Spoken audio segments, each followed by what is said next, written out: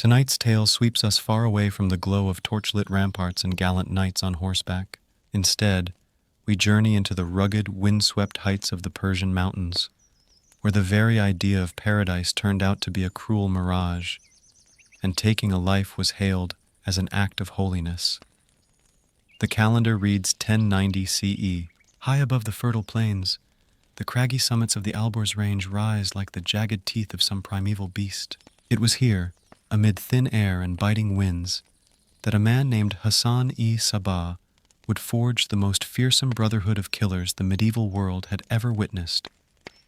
These were no common cutthroats lurking in dark alleys. They were zealots, youths schooled in the art of the silent blade, trained to strike with merciless precision, then vanish into legend, sometimes greeting death itself with a smile.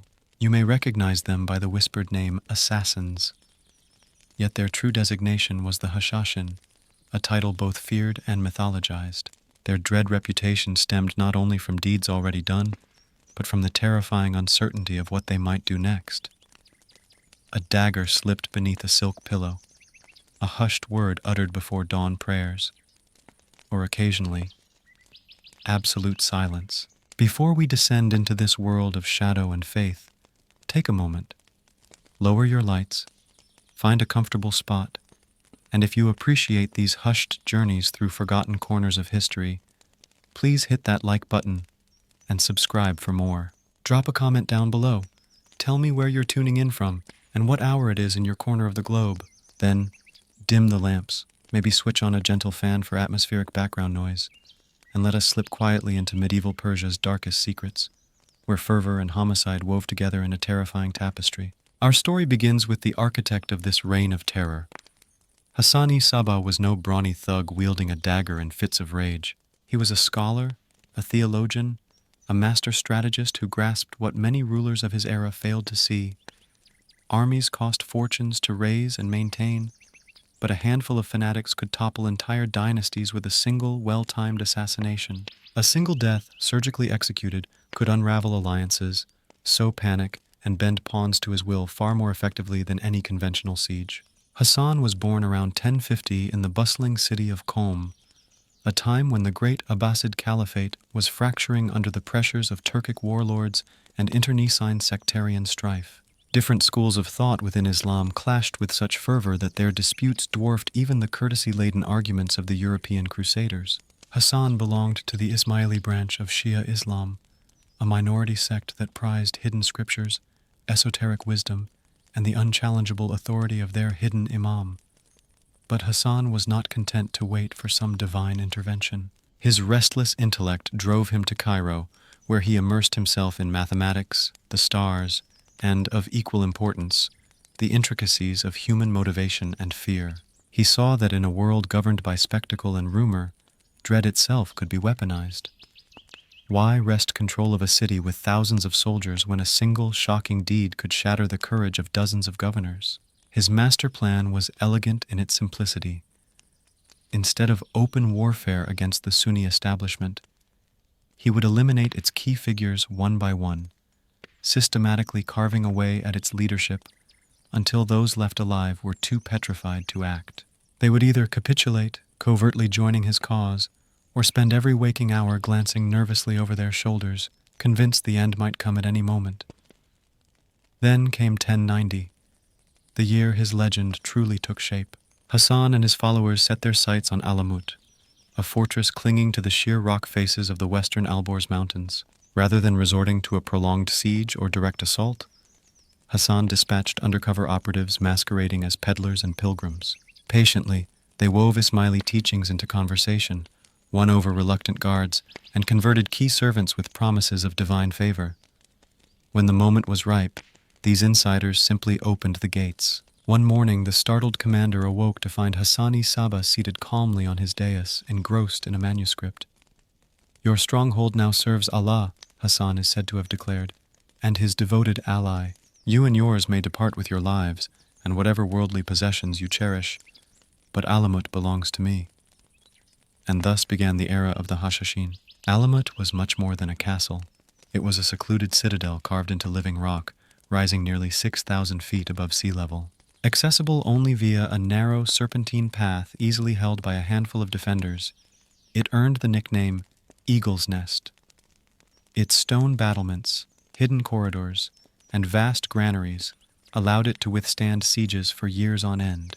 But under Hassan's guidance, it evolved into something even more formidable, a crucible where young initiates were transformed into unwavering instruments of clandestine violence. Within its walls, life was governed by a strict system of initiation and rank. At the base stood ordinary guards and servants, men whose sole understanding was that they served the rightful imam and defended the sanctity of the faith.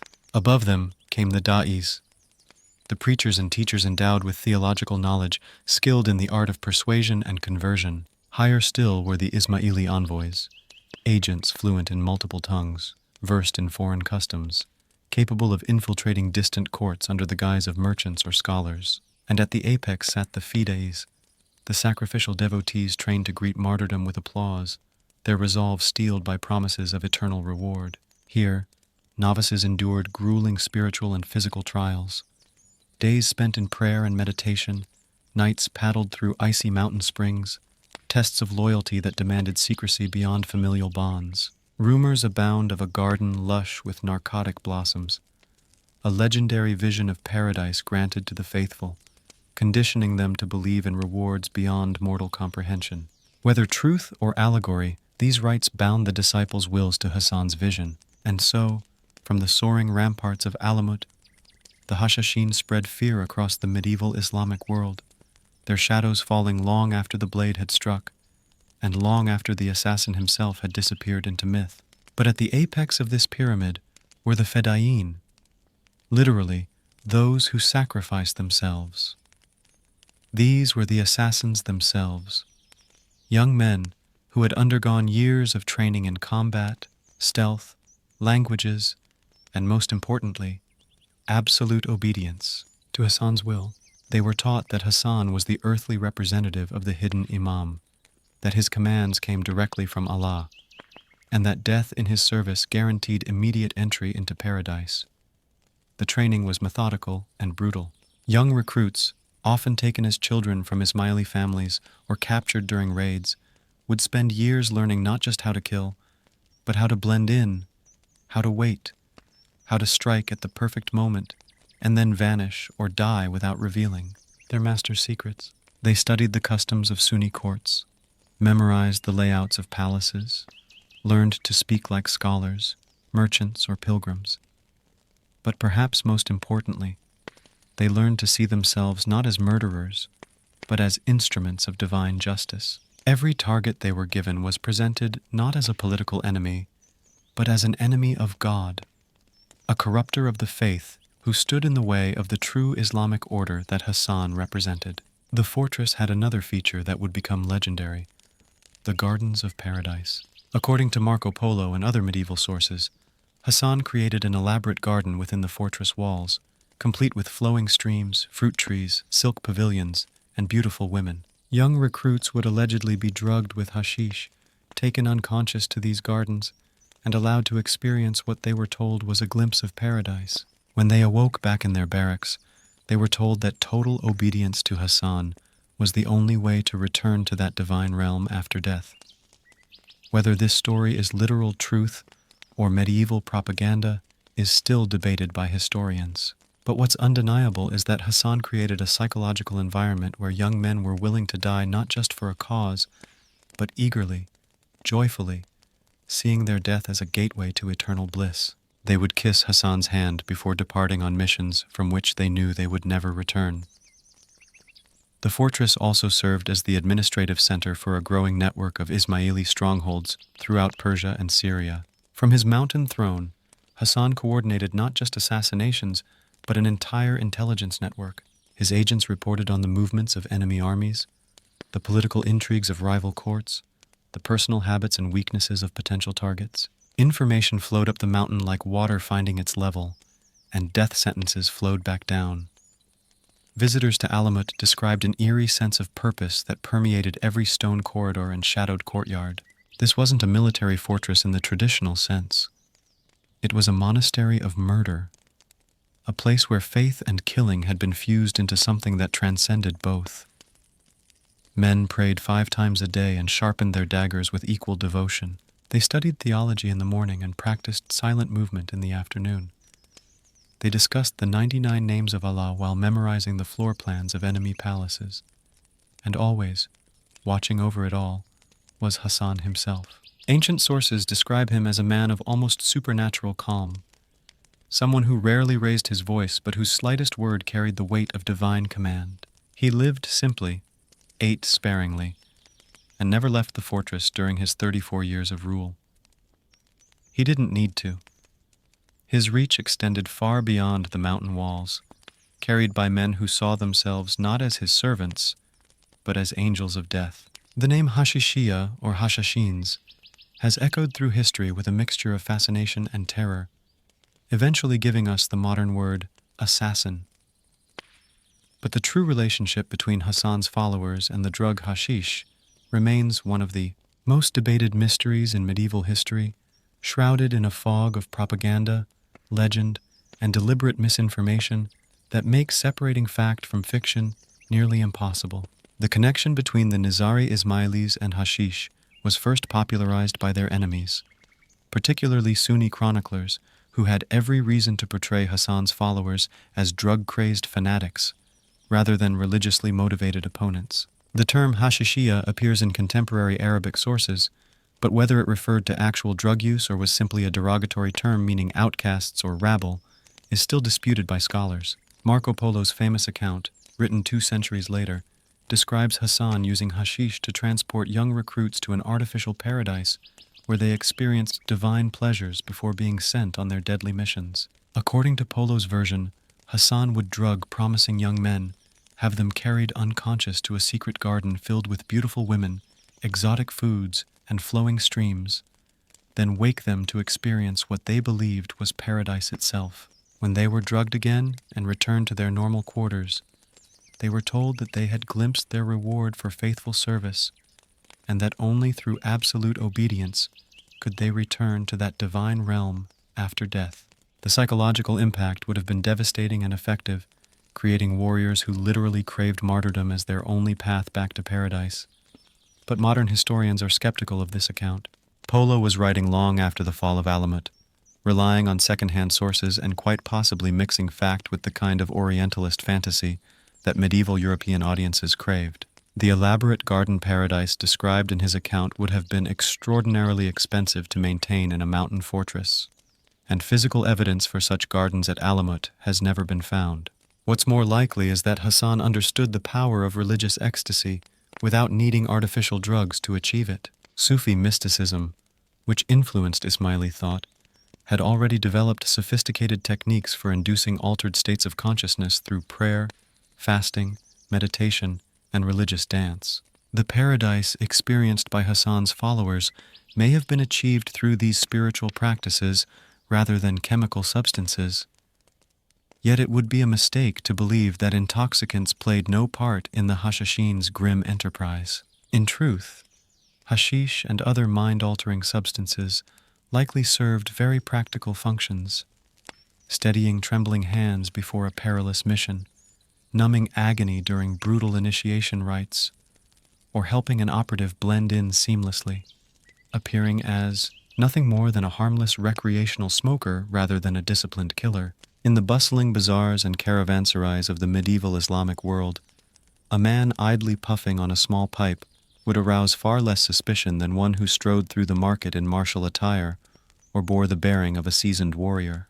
Yet the darker reality lies not in chemical coercion, but in the far more insidious art of mental conditioning that Hassan-i Sabbah perfected. He did not need to drug his followers into compliance. Instead, he wove a comprehensive psychological web so potent that his men came genuinely to believe that both slaying and being slain in his name constituted the highest form of divine service. From their first days under his tutelage, every aspect of their existence was filtered through Hassan's unyielding theological framework. It began with recruitment. Some youths were willingly offered by devout Ismaili families, who regarded sending a son to serve the imam as the purest act of piety. Others were pressed into the cause, prisoners of war, destitute refugees, orphaned children whose lives had been shattered by conflict and hardship. Stripped of anything resembling normalcy, these recruits were spirited away to remote mountain redoubts, cut off entirely from the outside world. Within those stony confines, Hassan's interpretation of Islam reigned absolutist, and no alternative viewpoints dared survive. That isolation proved essential. Sequestered in seemingly impregnable fortresses high above the valleys, recruits could never hear rival sermons or debate competing religious doctrines. To question Hassan was tantamount to defying Allah, a thought so forbidden it barely registered in the minds of his disciples. Every prayer they uttered, every meal they consumed, every exercise in which they toiled served to reinforce the message. Hassan-i Sabbah embodied divine will incarnate. Training then cemented this indoctrination. Novices endured rigorous spiritual and physical trials. Long vigils spent reciting sacred texts, frigid plunges into mountain streams at dawn, and mock combats designed to test their resolve under pain. Triumphs in these ordeals were hailed as signs of divine favor. Mistakes or injuries were recast as chastisements, urging the faithful to deepen their devotion. Through these rituals, recruits came to see their own survival as evidence that Hassan's cause must be righteous. Above all, followers were taught they formed an elect brotherhood, the sole custodians of true Islam in a world overrun by impostors and heretics. This sense of chosenness endowed them with an almost euphoric zeal, transforming hardship into privilege and martyrdom into destiny. Whether they spoke of hashish-induced visions, paradisiacal gardens, or celestial ecstasy, the true opiate was faith itself, an unshakable conviction that their deeds, however violent, were sanctioned by the highest authority in the cosmos. The epithet hashishiyah thus clung to them not because they were mere drug addicts, but because their enemies feared the idea that ordinary men could be remade into fearless executioners through ideology alone. In an era when ideas could spread like wildfire, through traveling scholars, merchant caravans, and clandestine letters, that contagion proved infinitely more formidable than any plant grown on the slopes of Persia. Their approach to assassination was equally revolutionary. Whereas typical killers struck in fits of blind rage, desperation, or for mere profit, Hassan's Fedayeen elevated murder to a solemn rite, a fusion of religious liturgy and military precision. Each mission began with exhaustive intelligence work, a vast network of deep cover agents planting themselves as merchants, scholars, or pilgrims across cities like Damascus, Baghdad, and Cairo. These operatives spent months or even years mastering local dialects, forging genuine friendships, and meticulously mapping every nuance of their eventual target's life. This long-game strategy shattered the mold of opportunistic medieval killings. Rather than seizing random moments, the Hashashins crafted perfect scenarios, anticipating a ruler's daily routines, personal anxieties, and even emotional states, to ensure that the fatal strike would land when least expected and most demoralizing. Targets were chosen not for body counts but for symbolic resonance. Viziers whose removal would paralyze administrations, generals whose death would stall campaigns, governors whose demise would fracture alliances. Religious sanction lay at the heart of each operation. Every victim was portrayed as an apostate or enemy of the true faith, whose demise would please Allah and further the cause of the righteous. This doctrine was not mere propaganda. Hassan and his theologians devised an authentic creed that reframed assassination as a sacred duty, allowing killers to see themselves not as murderers, but as martyrs performing divine judgment. Even their choice of weapon held significance. Daggers, often consecrated in elaborate ceremonies or personally blessed by Hassan, were favored for their intimacy. Unlike distant archery or the chaotic clash of swords, a blade required the assassin to step close, to meet his victim's gaze, and to enact punishment face to face. It was justice delivered by Allah's hand, wielded by an unwavering devotee. Perhaps the most shocking tactic was public execution. Rather than striking under cover of night, some Hashashin operatives carried out their deeds in broad daylight, amid crowds in bazaars, during prayers in mosques, or at lavish court gatherings. When Nizam al-Mulk, the mighty Seljuk vizier, fell to a blade thrust by an assassin disguised as a wandering mystic, right before his own armed retinue, the message rang crystal clear. No fortress, no escort, no display of wealth could shield one from divine vengeance. In embracing martyrdom, the Hashashins gained a psychological edge unmatched by conventional killers. Their willingness to die ensured no need for elaborate escape plans. They could strike without hesitation the moment opportunity arose, unburdened by fear for their own lives. This unflinching resolve, honed through relentless training in torture resistance, subterfuge, and linguistic mastery, rendered them a terror that would echo through the annals of political violence for centuries to come.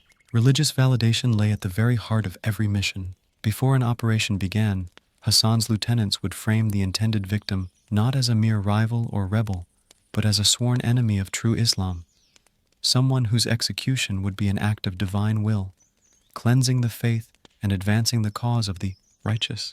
This was far more than battlefield propaganda. It was a fully formed theological system, painstakingly crafted so that each killer approached his task not with the cold pragmatism of a hired blade, but with the fervor of a martyr fulfilling a sacred decree. Even the choice of weapon carried symbolic weight. The preferred instrument was always a dagger, slender, lethal, and intimate, often sanctified in a private ceremony or personally blessed by Hassan himself. Unlike the long reach of a bow or the frenzied clash of scimitars, the dagger forced the assassin into close quarters with his quarry, eye to eye, breath to breath, judgment rendered by Allah's own hand through a devoted servant. In that immediate, visceral moment, the act became far more than mere homicide. It was an execution, a ritual sacrifice performed in the name of the true Imam.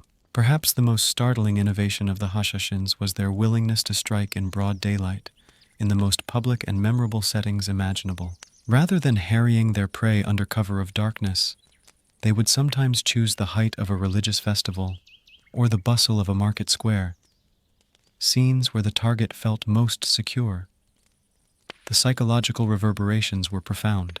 When the famed Seljuk vizier Nizam al-Mulk met his end, stabbed by an assassin posing as a humble Sufi mystic amidst his own heavily armed escort, the message was unmistakable. No fortress, no retinue, no display of power could shield one from the reach of Hassan's network. Equally critical to their effectiveness was the Fedayeen's supreme indifference to their own survival. Traditional assassins, even those operating in medieval courts, had to plot escape routes, ensure safe retreats, and curtail their ambitions based on the likelihood of flight. The Hashashins, by contrast, accepted death as part of the mission. Their willingness to embrace martyrdom eliminated the need for elaborate getaways, allowing them to wait indefinitely for the precise moment to act and to concentrate wholly on fulfilling their divine mandate rather than on saving their own lives. To sustain this mindset required a training regimen as unrelenting as it was exacting. Recruits underwent exhaustive drills designed not only to hone their skills at close quarters killing, but also to steel them against pain, fear, and betrayal. They practiced surviving extreme interrogation without yielding secrets, perfecting their ability to wear enemy armor or mimic local dress until suspicion never arose. They ran through realistic enactments of target environments, memorizing palace layouts, guard rotations, and crowd behaviors, as well as the ebb and flow of civil ceremonies, so that when the moment arrived, their strike would be flawless. Linguistic mastery formed another pillar of their preparation. A Hashashin dispatched to Cairo was expected to speak flawless Egyptian Arabic, grasp contemporary jurisprudential debates, and even recite canonical poetry without hesitation, all to melt seamlessly into urban life. In Damascus, the same operative might need colloquial Levantine dialect and a working knowledge of regional tribal affiliations. This deep immersion went well beyond rote memorization. It required recruits to inhabit their assumed personas fully, thinking and feeling as scholars, merchants, or pilgrims over months or even years of undercover service. Once the day of action dawned, the actual killing was almost anticlimactic compared to the years of planning. The assassin would approach his target, often someone within his own circle, whose trust he had painstakingly earned, utter a ritual invocation identifying himself as an agent of Hassan-i Sabbah, and then deliver a single, precise thrust. Death was typically instantaneous. The aim was divine judgment, not prolonged suffering. If, by some miracle, the killer survived the immediate counterattack, he would utter a carefully prepared statement, less a threat than a theological disquisition, laying out the religious and political rationale for the deed, justifying it under Islamic law as an act of cosmic justice. The fallout from each public execution rippled far beyond the victim's final breath. Across the Islamic world, rulers grew paranoid, suspecting every new tutor, religious lecturer, or courtier of being a Hashishin in disguise. Palaces were fortified with ever higher walls, and personal retinues swelled, but these defensive measures only served Hassan's purpose. With each successful strike, his remaining enemies became more cautious, more distrustful of their own households, and increasingly impotent as leaders. In effect, the Hashashins waged and won a war of nerves. Where mighty armies once held sway, now a single sanctified dagger ruled supreme. As Hassan aged within the stone bastions of Alamut, never venturing beyond its ramparts, his empire of death continued to multiply. What began as a solitary mountaintop fortress with a few dozen disciples soon blossomed into a sprawling network stretching from the Caspian's storm-swept shores to the sun-baked coasts of the Mediterranean. Recognizing that even the impregnable eagle's nest could be besieged, Hassan orchestrated the establishment of multiple mountain redoubts, safe houses, and recruitment cells across the known world. This expansion leaned more on conversion than conquest. Long-standing Ismaili enclaves, small communities that had survived generations of Sunni persecution, provided a ready infrastructure of sympathy, secrecy, and spiritual solidarity. These faithful offered safe harbor for traveling Hashishin agents, recruited eager new volunteers, and supplied funds and provisions. In this way, Hassan built a diffuse yet unified shadow caliphate, connected not by contiguous territory, but by ideology, shared belief, and the shared terror his followers inspired. Thus, through the martial precision of the dagger, the unbreakable loyalty of indoctrinated disciples, and an ever-widening web of mountain fortresses and covert cells, the Hashashins transformed assassination into a science and established a legacy of political violence that would haunt rulers and scholars for centuries. Throughout Syria, the rise of the Hashashins followed a pattern that would become their trademark: meticulous infiltration, tactical partnerships, and sudden, decisive removal of any major impediments. Beginning in the 1130s, operatives of the order, disguised as itinerant preachers, scholars, and traveling merchants, quietly made their way into the remote highlands west of Hama and Homs. Syria's political landscape at the time was a patchwork of competing Muslim dynasties, fractious crusader principalities, and independent local warlords. Alliances shifted like desert sands, and no single power could maintain dominance for long.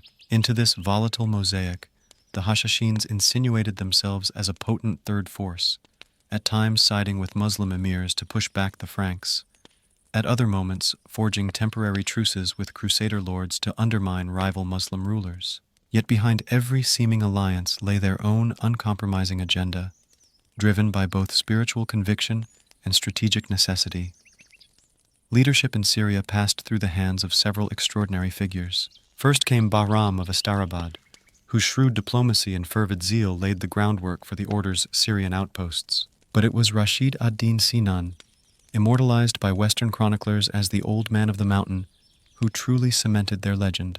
Sinan was reputed to possess uncanny intellect and charisma, able to command absolute devotion while negotiating treaties as an equal with sultans and kings. Under his stewardship, the Syrian network amassed a string of hilltop fortresses in the Jabal Bara range, chief among them the impregnable citadel of Masyaf, which became his epicenter of power. Emboldened by their fortified redoubts, the Syrian Hashashins soon turned their blades toward the leadership of the Crusader states. The most sensational of these deeds was the 1192 daylight murder of Conrad of Montferrat, newly crowned King of Jerusalem.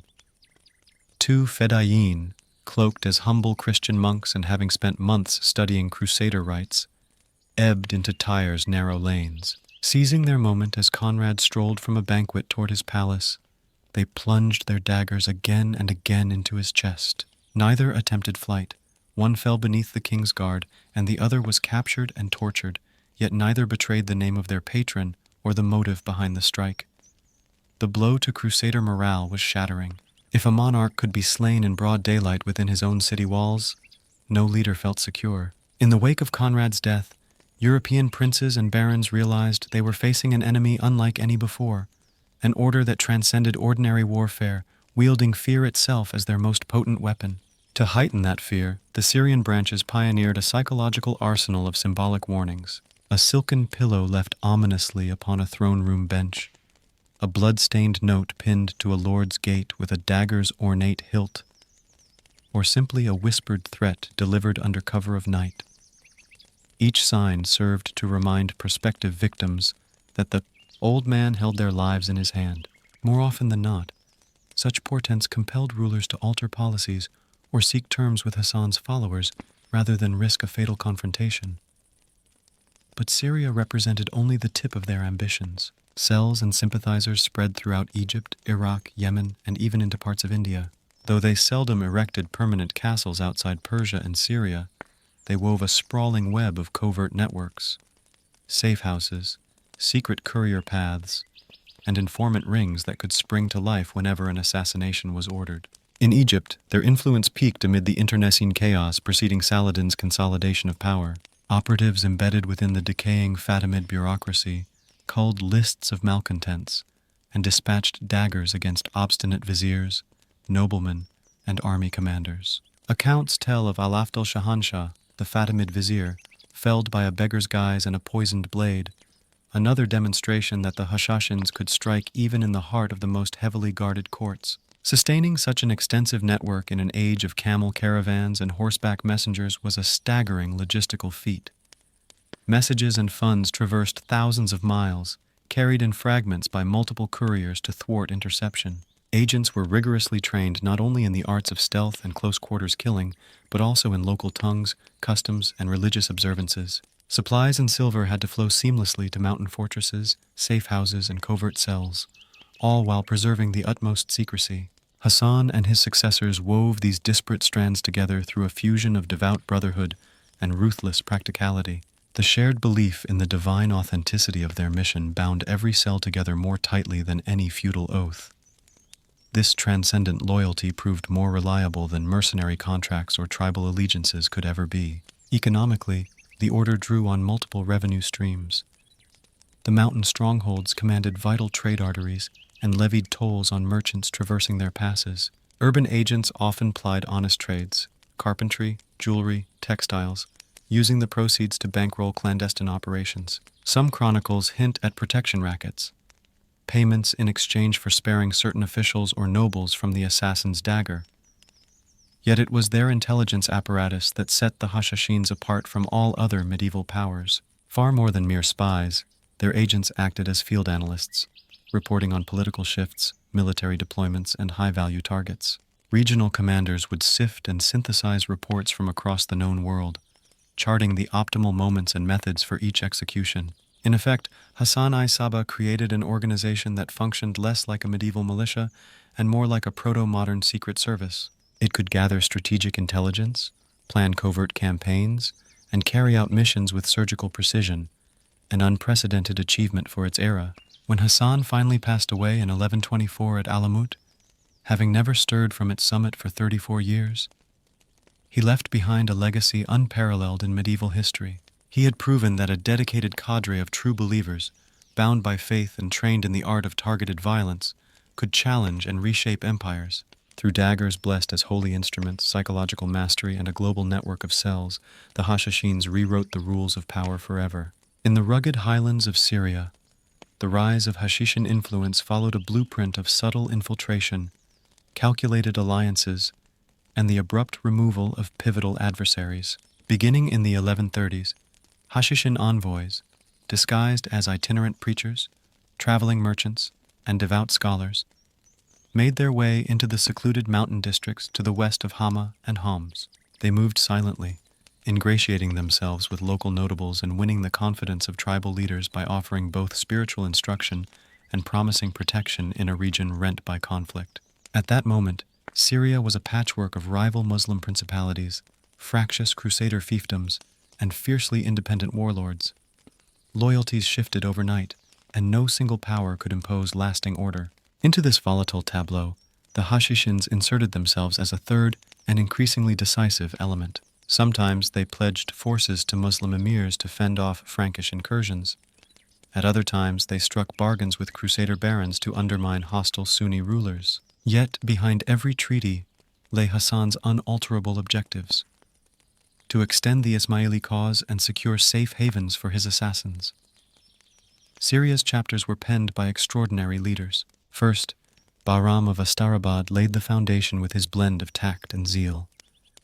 But it was Rashid ad-Din Sinan, the fabled old man of the mountain, who truly cemented the order's reputation. Chroniclers on both sides of the faith described him as a man of staggering intellect and magnetic presence, capable of commanding absolute fealty from his followers while negotiating terms with sultans as an equal. Under Sinan's stewardship, the Syrian Hashishans constructed a chain of virtually impregnable strongholds across the Jabal Bara range, with Masyaf reigning supreme as his strategic capital. Meanwhile, the legacy of Hassan-i Sabbah himself endured far beyond his lifetime. The network he wove across Persia and Syria did not collapse with his death in 1124.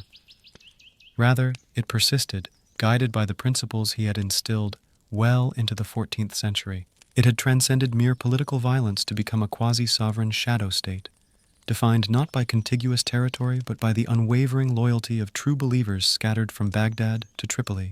The real measure of their potency lay not in the handful of citadels they held, but in each meticulously orchestrated killing that thundered through royal courts and council chambers alike. The first dramatic proof of their far-reaching arm came in 1092, when Nizam al-Mulk, Grand Vizier of the Seljuk Empire and the era's most formidable Sunni statesman, fell victim to Hassan's precision. Nizam was no ordinary official. He was the architect of Seljuk administration, whose reforms turned the empire into a model of bureaucratic efficacy. Riding in his ornate litter, flanked by heavily armed guards, he embodied the very pinnacle of political power. Yet on a dusty road through central Persia, an assassin garbed as a humble Sufi mystic stepped forward under the pretense of seeking a blessing. In that instant, with a single poisoned dagger thrust, the vizier's life ended, and with it, the unity of Seljuk authority unraveled into chaos. One blow had undone what a legion of banners could not. Decades later, in the spring of 1192, the Hashishans delivered another seismic shock by assassinating Conrad of Montferrat, newly crowned king of Jerusalem. This was no opportunistic ambush, but the culmination of patient planning. Two young Fedayeen, having spent months posing as Christian monks, arrived in Tyre under the guise of pious converts. They mastered the liturgy, joined processions, and wept before icons, so convincingly that their foreign tongues and unfamiliar customs drew no suspicion. When Conrad walked from a banquet toward his residence, they closed in and drove their daggers deep into his flesh, striking in broad daylight before disbelieving onlookers. Neither attempted flight. One was cut down immediately by the king's guards, the other captured and tortured but unyielding in silence. The message was unmistakable. Even crowned royalty, ensconced behind walls of steel and stone, could not elude the reach of the assassin's blade. In each of these episodes, whether in Syria or Persia against viziers or kings, the order demonstrated a chilling combination of deep cover espionage, theological conviction, and ruthless efficiency. Their operatives apprenticed for years in the art of deception, learning dialects, customs, and religious rites, until no trace remained of their true allegiances. And when the moment came, they struck with surgical precision, delivering not just death, but the terror of knowing that any ruler, no matter how powerful, could be erased at Hassan-i Sabbah's command. They embedded themselves seamlessly into the city's daily life. One took up work in a modest candlemaker's shop not far from the great cathedral. The other secured employment as a servant in the bishop's private quarters. Day by day, they became familiar faces, never close acquaintances, but enough of a presence that no passerby gave them a second thought. Their plain garb and unremarkable routines fostered an aura of harmlessness. Yet beneath their simple exteriors, each felt the weight of the concealed blade pressing against their ribs. Each dawn brought fresh memorization. The precise number of footsteps between the bishop's dining table and the courtyard gate. The habitual way Conrad straightened the hem of his cloak against the sea breeze. The exact moment he paused to exchange pleasantries with his subjects as he strolled home. They weren't crafting a crime of passion, but staging a sacred performance. Every movement, every glance, every stolen breath, rehearsed with near religious devotion. The fateful evening was April 28th, 1192. A gentle warmth lingered in the air, and Tyre's harbor waters mirrored the sky's fading amber glow. Conrad had just dined privately with the Bishop of Beauvais, flanked by a small retinue of guards, as was his custom to show confidence and foster goodwill. He laughed easily, buoyed by news that his claim to Jerusalem's throne was all but secured, and by the knowledge that many rivals already bent before his will. His walk home was brief, through well-lit streets he knew by heart, steps he believed utterly safe. No alarm sounded when two figures detached from a throng of late-returning merchants and commoners. They moved with uncanny grace and absolute coordination. Neither shouted a warning nor drew their weapons prematurely. In perfect unison, they slipped their daggers from hidden sheaths. One struck low toward the king's side, the other aimed high for his throat. The steel blades caught the flicker of torchlight, and in an instant, they met living flesh with a sickening precision that spoke of years of practice. Blood welled quickly, crimson pooling into the mortar joints of the cobblestones as the guards lunged forward, too late to avert the fatal blows. Conrad crumpled before a single cry could escape his lips. The first assassin, accepting the inevitability of death, drew no sword to parry. Instead, he died almost immediately, his own life's blood staining his linen garments at the base of the palace steps. The second managed a fleeting flight toward the nearby chapel, perhaps seeking sanctuary beneath its hallowed arches, or perhaps intent on enacting one final act of defiance. But Crusader swords ringed him in moments later. He was seized, bound in iron shackles, and dragged into the fortress's dungeon. There, under the harsh glare of torchlight and the relentless questioning of Conrad's counselors, the young killer remained unnervingly tranquil. Not a whimper under the lash, nor a plea when flaming tongs caressed his flesh. With each fresh torment, he offered the same calm refrain. "I serve the old man of the mountain." He named no comrades, revealed no further secrets, and disclosed not a single detail of how he and his companion had insinuated themselves so deeply into Crusader lands. Days later, he succumbed to his wounds in the dank cell, his body broken, his spirit unbowed. Across Tyre and beyond, the shock was instantaneous and profound. A crowned monarch felled on a quiet street, not by a foreign army but by two strangers nobody had noticed. Whispers spread like wildfire. That Saladin himself had orchestrated the deed, that the Pope would levy spiritual sanctions on the city, that no knight or nobleman could consider himself safe. And yet the Hashashins issued no proclamations, sent no heralds, raised no banners. They stood silent in the shadows, allowing dread to ferment in every court and council chamber. In that single audacious act, the very concept of security was shattered. Leaders everywhere, regardless of armor, faith, or fortifications, recognized that a king could be reached, a trusted ally could be an assassin, and every gesture of friendship or prayer might mask a hidden intent.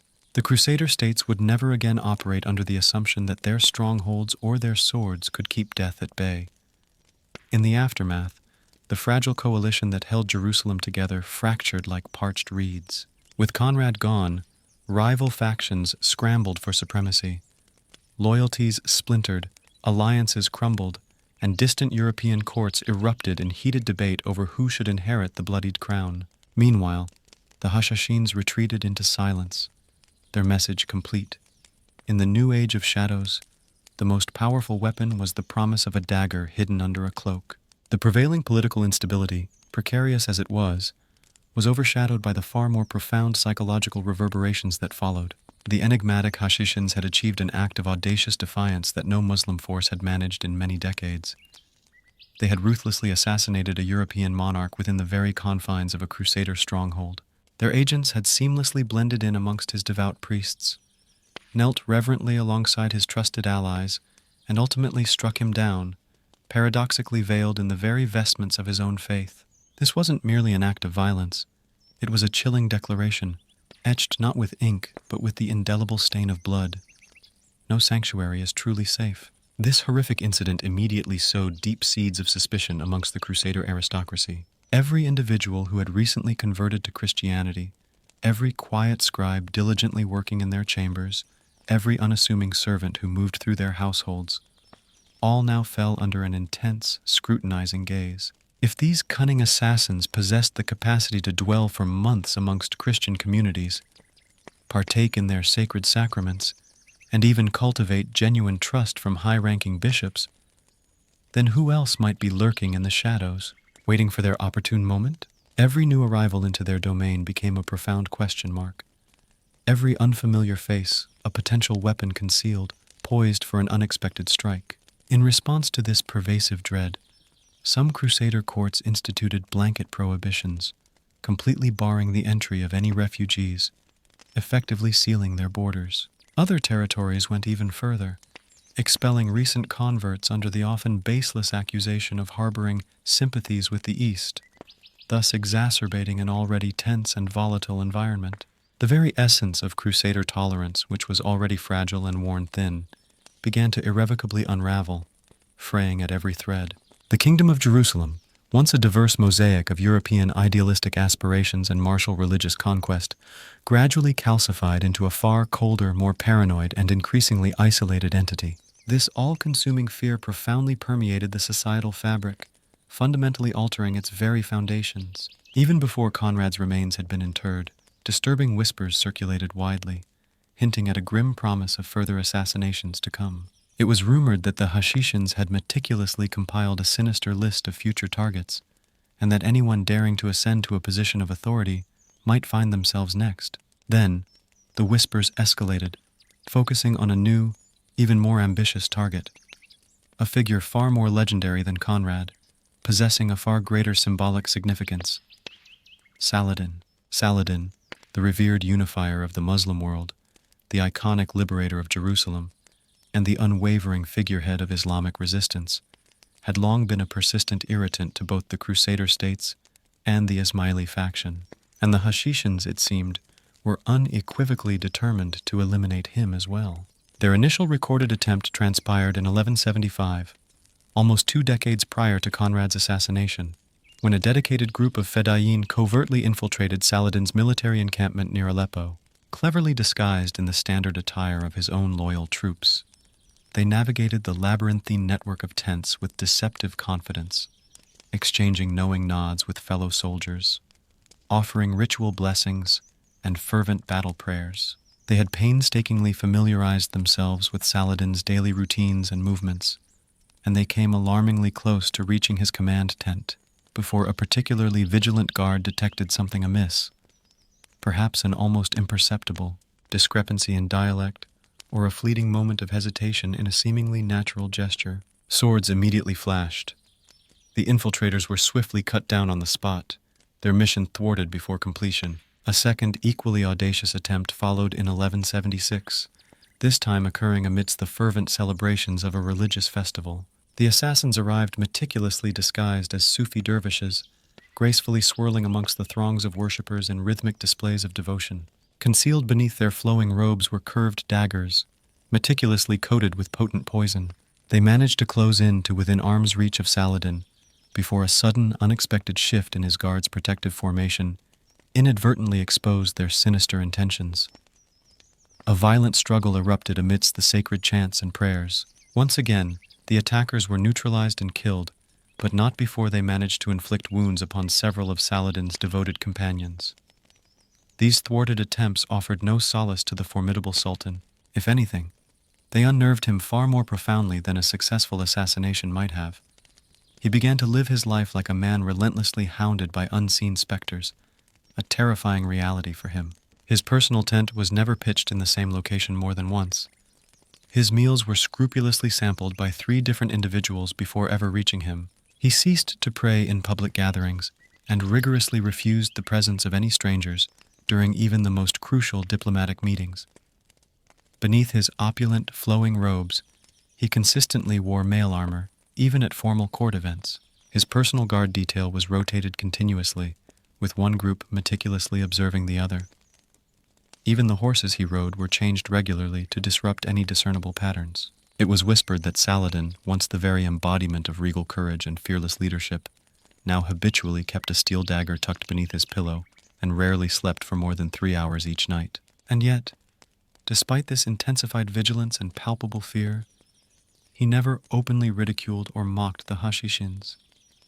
He never underestimated their capabilities again. In fact, some historical accounts, suggest that he later engaged in highly clandestine negotiations with Rashid ad-Din Sinan, the legendary Old Man of the Mountain, perhaps having reached a profound realization. The most effective defense against the dreaded assassins was simply not to be included on their hit list in the first place. In this oppressive climate of perpetual dread, political governance across both the Islamic and Crusader realms began to undergo a significant, unsettling transformation. Not through legislative decrees or widespread revolts, but through the insidious power of fear itself. Important meetings were abruptly cancelled, ambassadors mysteriously vanished, kings increasingly refused to make public appearances. Certain cities experienced severe administrative paralysis, as numerous officials resigned en masse, entirely unwilling to serve under rulers who had been effectively marked by the Hashishins. The assassins didn't need to eliminate everyone. Merely a select few, struck down at precisely the most impactful moments, and the very concept of the hidden dagger achieved the rest. They had, in effect, perfected the ultimate weapon, uncertainty, and in the haunting, unsettling silence that inevitably followed every death, every foiled attempt, every whispered threat, one chilling truth resonated with greater force than steel striking stone. The next target could be anyone. The most terrifying attribute of the Hashishins was not simply their willingness to die for their cause, nor even their undeniable mastery with bladed weapons. It was their uncanny, almost supernatural ability to perfectly embody anyone, anywhere, at any given time. These individuals were far more than mere assassins.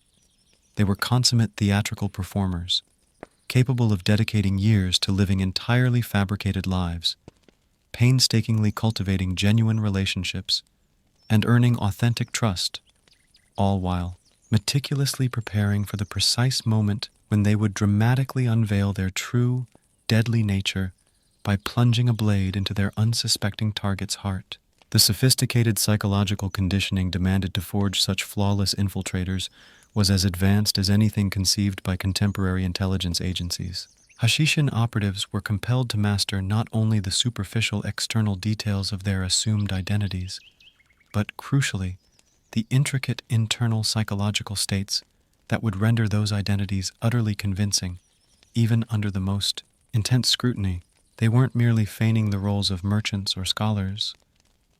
They were required to genuinely perceive and feel like merchants or scholars, immersing themselves completely in the role until the precise, deadly moment arrived to strike.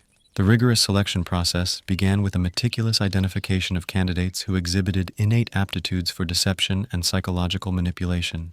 Recruiters actively sought out young men who could convincingly fabricate narratives, who displayed remarkable empathy and acute emotional intelligence, and who demonstrated the kind of profound mental adaptability that would enable them to seamlessly adjust to radically disparate social environments. Physical appearance was also of paramount importance. Agents earmarked for operations in diverse regions needed to possess a natural resemblance to the local populace, instinctively speaking the correct dialects and possessing an intuitive comprehension of regional customs. Once meticulously chosen, recruits embarked upon years of intensive, multifaceted training that extended far beyond rudimentary combat proficiencies. They acquired mastery of multiple languages, not just the basic vocabulary and grammatical structures, but also the subtle accents and distinctive speech patterns that would unequivocally brand them as genuine natives of specific regions. They delved deep into the varied religious practices of different Islamic sects, committing to memory not only the fundamental prayers and rituals, but also the nuanced theological intricacies that would empower them to engage in sophisticated religious discourse without ever betraying their true affiliations. Perhaps most critically, they were meticulously taught how to meticulously construct and consistently maintain fabricated personal histories that would withstand even the most exhaustive and detailed investigations. A Hashishin agent meticulously posing as a merchant hailing from Cairo needed to possess intimate knowledge not only of the intricate trade routes and prevailing commercial practices of Egyptian commerce, but also the specific neighborhoods where his supposed family resided, the names of prominent local families, and the significant recent political events that would have intricately shaped his entirely fictional life experiences. Original text. Character count 5,396. Rephrased and expanded text. Character count 8,201. The psychological conditioning stood out as arguably the most extraordinary facet of their rigorous training regimen. Agents meticulously cultivated the ability to compartmentalize their personalities, fostering genuine emotional investments in their fabricated identities, while simultaneously maintaining an unwavering core allegiance to Hassan-i Sabbah and the overarching Ismaili doctrine. These operatives were adept at forging authentic friendships, experiencing sincere emotions, and leading genuinely believable lives within the confines of their assumed roles, all without ever losing sight of their ultimate, often deadly, objective. This profound psychological duality enabled Hashishin agents to withstand even the most rigorous tests of loyalty and authenticity.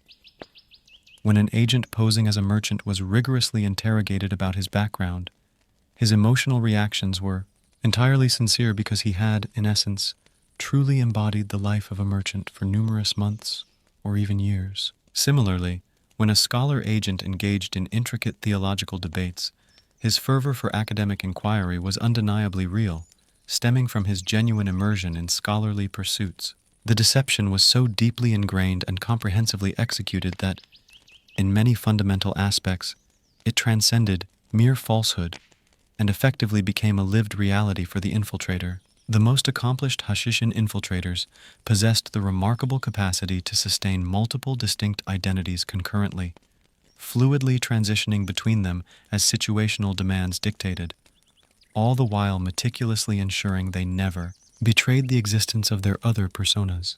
An agent might dedicate his mornings to the authentic work of a merchant, his afternoons to the diligent study characteristic of a legitimate religious scholar, and his evenings to the covert gathering of critical intelligence for his true masters, with each meticulously crafted role providing both crucial cover and enhanced credibility for the others, creating an intricate web of interwoven deceptions. The social engineering methodologies inherent in their operations were remarkably sophisticated, predating their scientific understanding by centuries.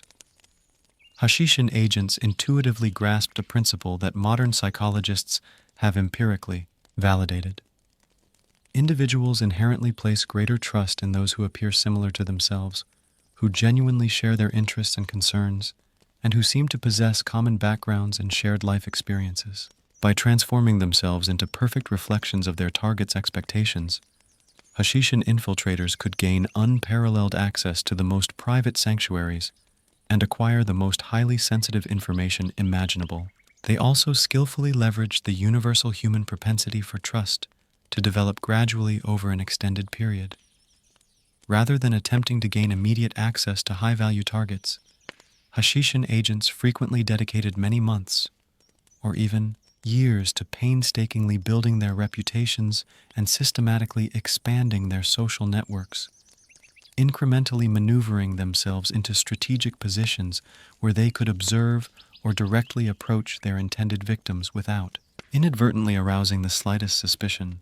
The religious dimension of their cover identities was executed with exceptional sophistication.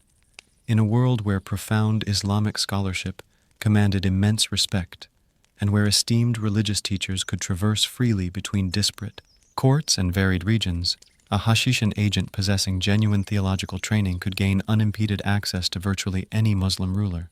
The profound irony was that these agents often possessed a more authentic and profound religious knowledge than many of the court scholars they were impersonating, having been meticulously trained by some of the most erudite theologians within the Ismaili tradition, giving their deception an almost spiritual layer of authenticity. The emotional toll associated with sustaining such deeply embedded covert operations must have been colossal, though regrettably, few historical sources comprehensively address this deeply personal aspect of Hashishin life. Agents who devoted years to forging genuine relationships, earning sincere affection and profound trust, and experiencing authentic human connections would ultimately be forced to ruthlessly betray all of those bonds to successfully complete their missions. The sheer psychological strain of maintaining multiple parallel lives while simultaneously preparing to commit premeditated murder necessitated an almost superhuman degree of mental discipline and rigorous emotional control. Indeed, some agents seemingly grappled intensely with this immense psychological burden. Historical accounts exist of Hashishin infiltrators who deliberately abandoned their missions, effectively disappearing into their assumed identities rather than proceeding with their assigned assassinations. Others, despite successfully completing their tasks, exhibited clear signs of severe psychological breakdown afterward, strongly suggesting that even the most ardently dedicated Fedayeen were not entirely immune to the profound emotional ramifications of their harrowing actions. The counterintelligence awareness demonstrated by Hashishin operations was also extraordinarily advanced for its era. Agents received specialized training to instinctively recognize when they were under surveillance or being investigated, to identify potential double agents who might be secretly working for their adversaries, and to rigorously maintain their covers even when subjected to direct suspicion. They meticulously learned to employ misdirection, disseminate expertly crafted false information, and engage in subtle psychological manipulation to effectively evade pursuers and safeguard their true identities. The enduring legacy of Hashishin infiltration techniques can be distinctly observed in contemporary espionage practices, ranging from the deep cover operatives of the Cold War era to modern counterterrorism operations. The foundational principles they pioneered, including the critical importance of long-term psychological conditioning, the potent influence of authentic emotional investment in fabricated identities, and the inherent vulnerability of human trust, continue to remain fundamental tenets of intelligence work even today. While the world predominantly fixated on the spectacular assassinations and the mysterious, almost mythical training methodologies attributed to them, the true bedrock of Hashishin power resided in their revolutionary approach to fortress construction and the strategic exploitation of geography. These were not merely isolated castles. They functioned as interconnected nodes within a vast, pervasive network of terror that spanned the entire Islamic world, with each stronghold strategically positioned to project power far beyond its physical walls through the perpetual menace of assassination and the tangible reality of impregnable defense. The ingenious brilliance of the Hashishin fortress system lay not in the individual strength of isolated strongholds, but rather in their collective strategic value as a cohesive unit. Each fortress was deliberately situated to command control over vital trade routes, treacherous mountain passes, or crucial river crossings, thereby enabling the Hashishins to exert significant economic pressure alongside their more widely recognized military threats. A merchant caravan that defiantly refused to remit Hashishin taxes might inexplicably discover their intended destination ruler mysteriously assassinated, while those who judiciously cooperated enjoyed unhindered safe passage and lucrative trade. Relationships, reinforcing the Hashishin's economic leverage. Alamut undeniably remained the administrative epicenter of this formidable network, but it was robustly supported by dozens of ancillary fortresses dispersed throughout Persia, Syria, and other regions, where Hashishin influence had successfully taken root and flourished. Every fortress was meticulously designed to achieve complete self-sufficiency during protracted sieges, featuring highly sophisticated water collection systems, extensive food storage provisions, intricate underground passages, and multiple covert escape routes that would allow defenders to vanish seamlessly into the surrounding countryside should the stronghold become militarily untenable. The architectural innovations pioneered by Hashishin engineers were profoundly advanced, centuries ahead of their contemporary counterparts. They innovated and perfected the strategic implementation of multiple defensive perimeters, with outer walls ingeniously designed to channel attacking forces into lethal killing zones where entrenched defenders could unleash a relentless barrage of arrows, torrents of boiling oil, and heavy stones from meticulously positioned murder holes. Inner keeps were deliberately constructed with confusing, labyrinthine layouts that would disorient and trap invaders even if they somehow managed to breach the formidable outer defenses, adding yet another layer of complexity to their impregnable design. Yet, arguably, the most critical aspect of these formidable fortresses was their deliberate integration of psychological warfare into their very design. The approach to each stronghold was meticulously engineered to instill the maximum possible dread and intimidation in any prospective assailant. Narrow, treacherous, and winding paths snaked precariously up the mountainsides, guiding attackers past strategically placed obstacles and formidable defensive positions, while the fortresses themselves were imperiously positioned to loom over the surrounding topography. Much like predatory eagles patiently observing their unsuspecting prey, the Syrian fortresses, particularly Masyaf, under the shrewd stewardship of Rashid ad-Din Sinan, epitomized the pinnacle of Hashishan military architecture. Seamlessly integrated into the living rock of the Jabal Bara Mountains, these bastions were practically invulnerable to the conventional siege warfare tactics of the era, simultaneously serving as ideal launching pads for insidious assassination missions throughout the entire Levant region. Masyaf itself was an extraordinary feat of medieval engineering, featuring multiple levels painstakingly carved directly into the mountainside, an intricate labyrinth of hidden passages that seamlessly interconnected different sections of the fortress and clandestine chambers where invaluable weapons, crucial supplies, and sacred religious artifacts could be meticulously concealed from any potential invaders. The fortress also boasted extensive and sophisticated training facilities, where fresh recruits could rigorously practice diverse combat techniques, assiduously study various languages and local customs, and undergo the profound psychological conditioning that meticulously transformed them into the perfectly disciplined and ruthless killers for which they became infamous. The elaborate water systems developed for these mountain fortresses were particularly ingenious and remarkably sophisticated. Engineers painstakingly carved vast cisterns directly into the bedrock, creating immense storage capacities that could comfortably sustain their garrisons for many years, even during protracted sieges. Complex networks of channels meticulously collected precious rainwater from expansive catchment areas, artfully directing it through advanced filtration systems that ensured a constant and reliable supply of pristine, clean water, even during the most arid and prolonged dry seasons.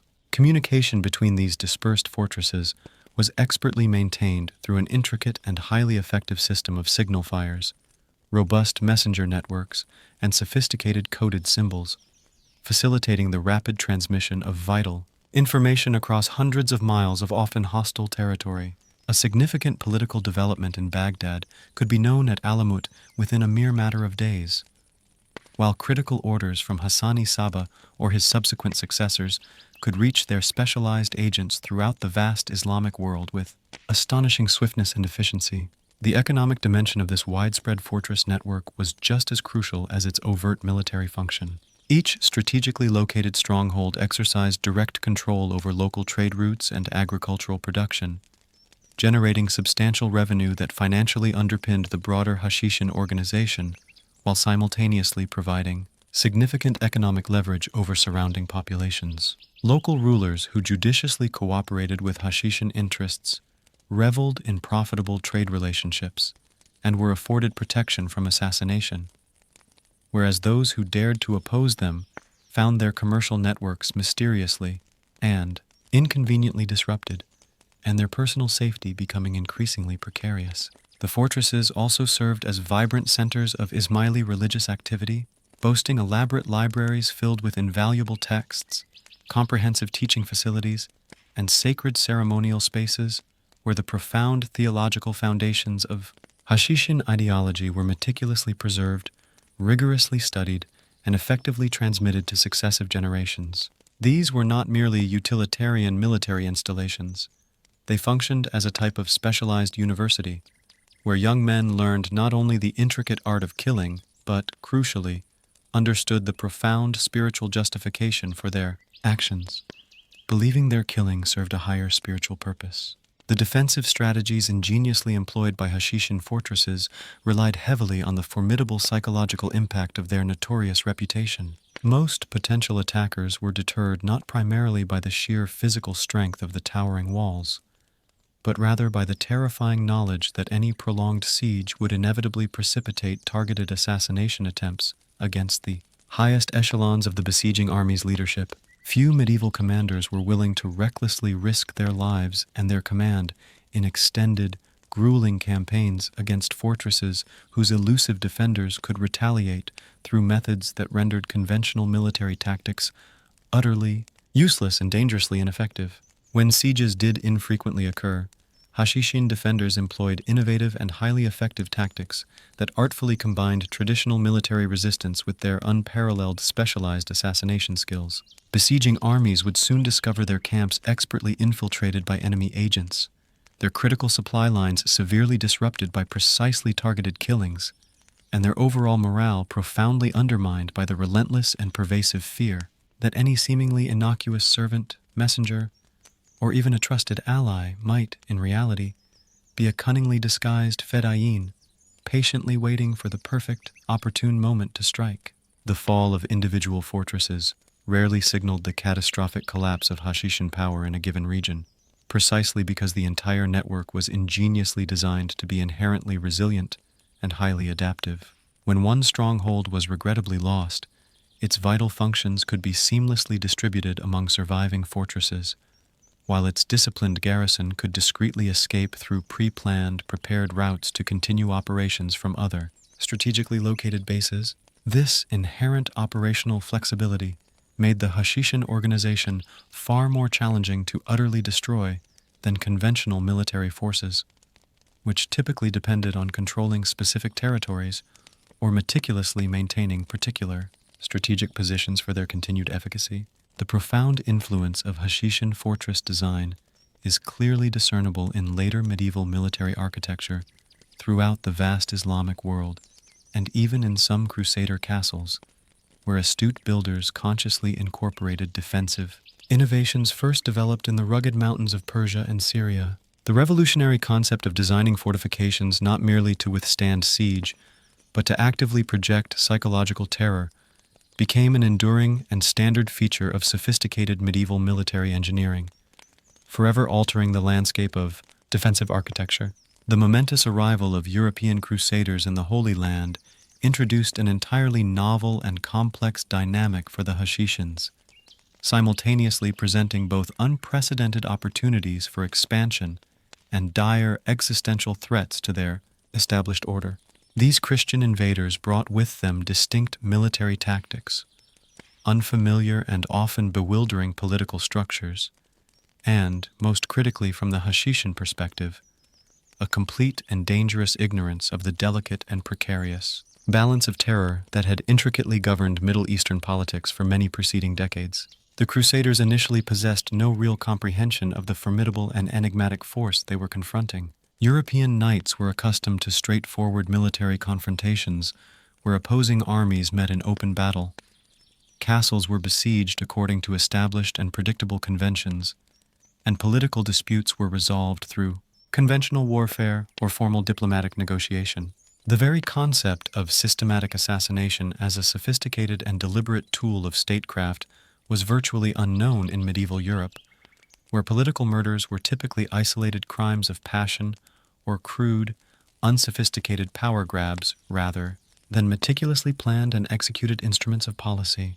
This profound cultural blindness rendered the Crusaders exceptionally vulnerable to Hashishin operations. European nobles moved through their newly acquired territories with astonishingly minimal security, frequently attended public ceremonies without any dedicated bodyguards, and naively placed trust in local servants and advisors without the pervasive, paranoid precautions that had become standard practice among prudent Muslim rulers who possessed a deep and visceral understanding of the Hashishin threat. The first significant Hashishin operation targeting Crusader leadership occurred in 1152 with the chilling assassination of Raymond II of Tripoli. Raymond had inadvertently made himself a prime target by foolishly launching aggressive attacks against Hashishin strongholds nestled in the mountains east of his territory. Apparently convinced that his superior European military techniques would effortlessly overwhelm what he dismissively viewed as a minor local sect, the grim reality proved to be strikingly different and far more deadly. The assassination was executed with characteristic Hashishin precision and devastating psychological impact. Raymond was lethally struck down while leisurely walking through the familiar streets of Tripoli by an assassin ingeniously disguised as a humble monk, a cover identity that allowed the cunning killer to approach his unsuspecting target without arousing the slightest suspicion among Christian guards who would naturally place their implicit trust in a fellow member of the clergy. The assassin struck during the daily walk that Raymond routinely took from the cathedral to his opulent palace, a predictable routine that Hashishin agents had meticulously observed and studied for weeks beforehand. The immediate psychological impact on the Crusader states was both profound and deeply unsettling. If a powerful count could be so easily murdered in his own capital city, brazenly surrounded by his own loyal people, and nominally protected by his own guards, then it became chillingly clear that these mysterious assassins represented an insidious form of warfare for which European military experience had utterly failed to prepare them. The term assassin itself consequently entered European languages directly through Crusader contacts with the Hashishins, eventually evolving into the common word for any political killer, a testament to their fearsome reputation. However, the Hashishins adopted a highly strategic and pragmatic approach to the emergent Crusader threat. Rather than simplistically viewing the European invaders as merely another enemy to be systematically eliminated, they astutely recognized novel opportunities for complex political maneuvering that could significantly advance their intricate interests against both their Crusader and their long-standing Muslim rivals. The unexpected arrival of the Crusaders had profoundly disrupted the existing delicate balance of power throughout the entire Levant region, thereby creating unprecedented possibilities for shifting alliances and calculated betrayals, which the Hashishins were uniquely poised to exploit. Rashid ad-Din Sinan, the formidable old man of the mountain who masterfully directed Syrian Hashishin operations, demonstrated an extraordinary aptitude for cunningly manipulating and pitting Crusader and Muslim factions against each other. He would, on occasion, offer his clandestine services to prominent Crusader leaders, embroiled in protracted conflicts with Muslim rulers deemed hostile to Hashishin interests, while simultaneously orchestrating insidious operations against other Crusader nobles who posed a direct threat to his formidable strongholds, or who otherwise obstructed his complex political objectives. This intensely pragmatic approach to forging and breaking alliances thoroughly bewildered and deeply terrified both Christian and Muslim observers alike, who rigidly expected religious conflicts to conform to predictable sectarian boundaries and loyalties. The unsettling spectacle of Islamic assassins collaborating with Christian knights against Muslim armies fundamentally challenged deeply ingrained assumptions about the established conventions of medieval warfare, thereby fostering an pervasive atmosphere of radical uncertainty that the Hashishins exploited with unparalleled mastery. The most celebrated instance of Hashishin Crusader interaction unfolded through their intricately complex and volatile relationship with Richard the Lionheart during the tumultuous Third Crusade. Contemporary historical sources strongly suggest that Richard and Sinan developed a grudging, albeit profound, mutual respect, with each recognizing the other as a truly formidable and dangerous opponent worthy of meticulous caution and careful diplomatic treatment rather than direct open confrontation. When Philip Augustus of France infamously accused Richard of orchestrating the assassination of Conrad of Montferrat, Richard's astute response was remarkably telling.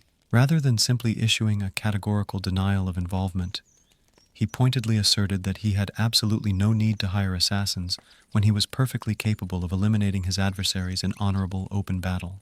The clear implication embedded in his statement was that assassination was fundamentally beneath his inherent dignity as a Christian knight, yet simultaneously it conveyed a subtle acknowledgement and a profound respect for the chilling effectiveness and precise efficacy of Hashishin methodologies.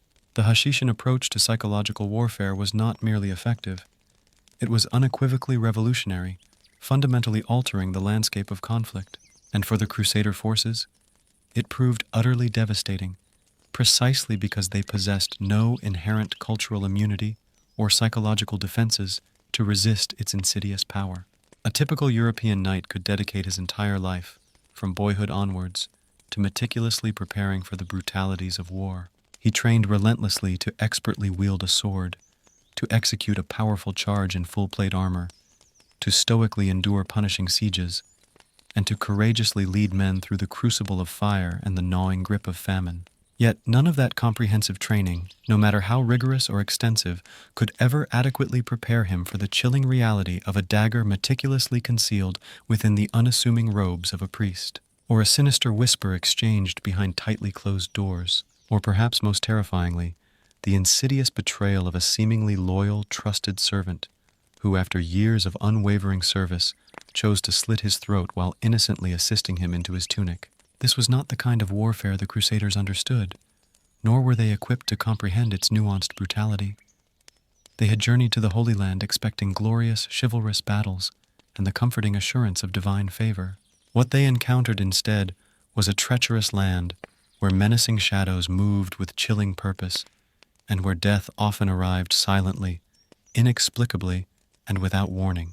Following the shocking assassination of Conrad of Montferrat and several other less publicized but equally chilling killings, a palpable sense of panic rapidly escalated into official policy within the beleaguered Crusader courts.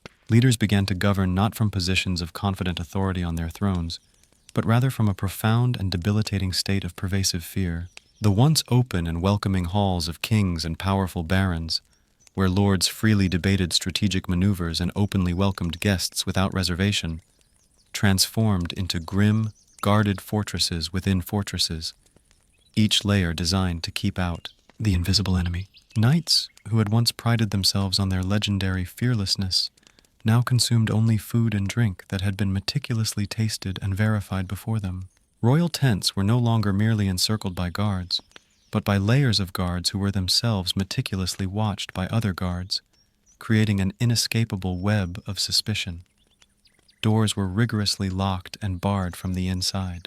Candles burned ceaselessly through the long nights, their flickering flames casting dancing shadows that seemed to hold menace. Servants were rotated constantly, their personal histories and backgrounds scrupulously scrutinized for the faintest hint of Eastern origin, or even the most subtle whisper of heretical sympathies, leaving no stone unturned in the relentless pursuit of security. However, the assassins did not need to strike every single week to maintain their iron grip of control and terror. The mere lingering memory of a single decisive killing was often more than sufficient. The profound mystery surrounding each act of assassination imbued it with an almost supernatural aura of omnipresence and inevitability. And, in due course, the very idea, the conceptual dread of the Hashishins became far more potent and paralyzing than the actual threat of their physical blades.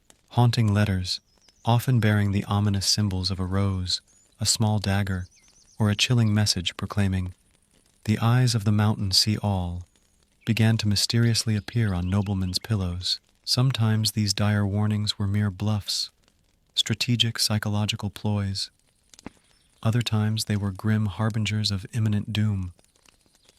The ultimate outcome, however, was always the same regardless of their authenticity: paralysis. Many Crusader leaders, particularly those freshly arrived from the relative security of Europe, initially dismissed the assassins as nothing more than a fringe, albeit dangerous, sect, small in number and limited in influence. But the seasoned veterans of the Holy Land had learned, through bitter experience, to speak of them only in hushed, terrified whispers. They understood that the true existential threat was not merely physical death, it was the profound and unbearable agony of betrayal. Because unlike conventional battlefield adversaries, the Hashishins did not engage in open combat clad in gleaming armor beneath unfurled banners.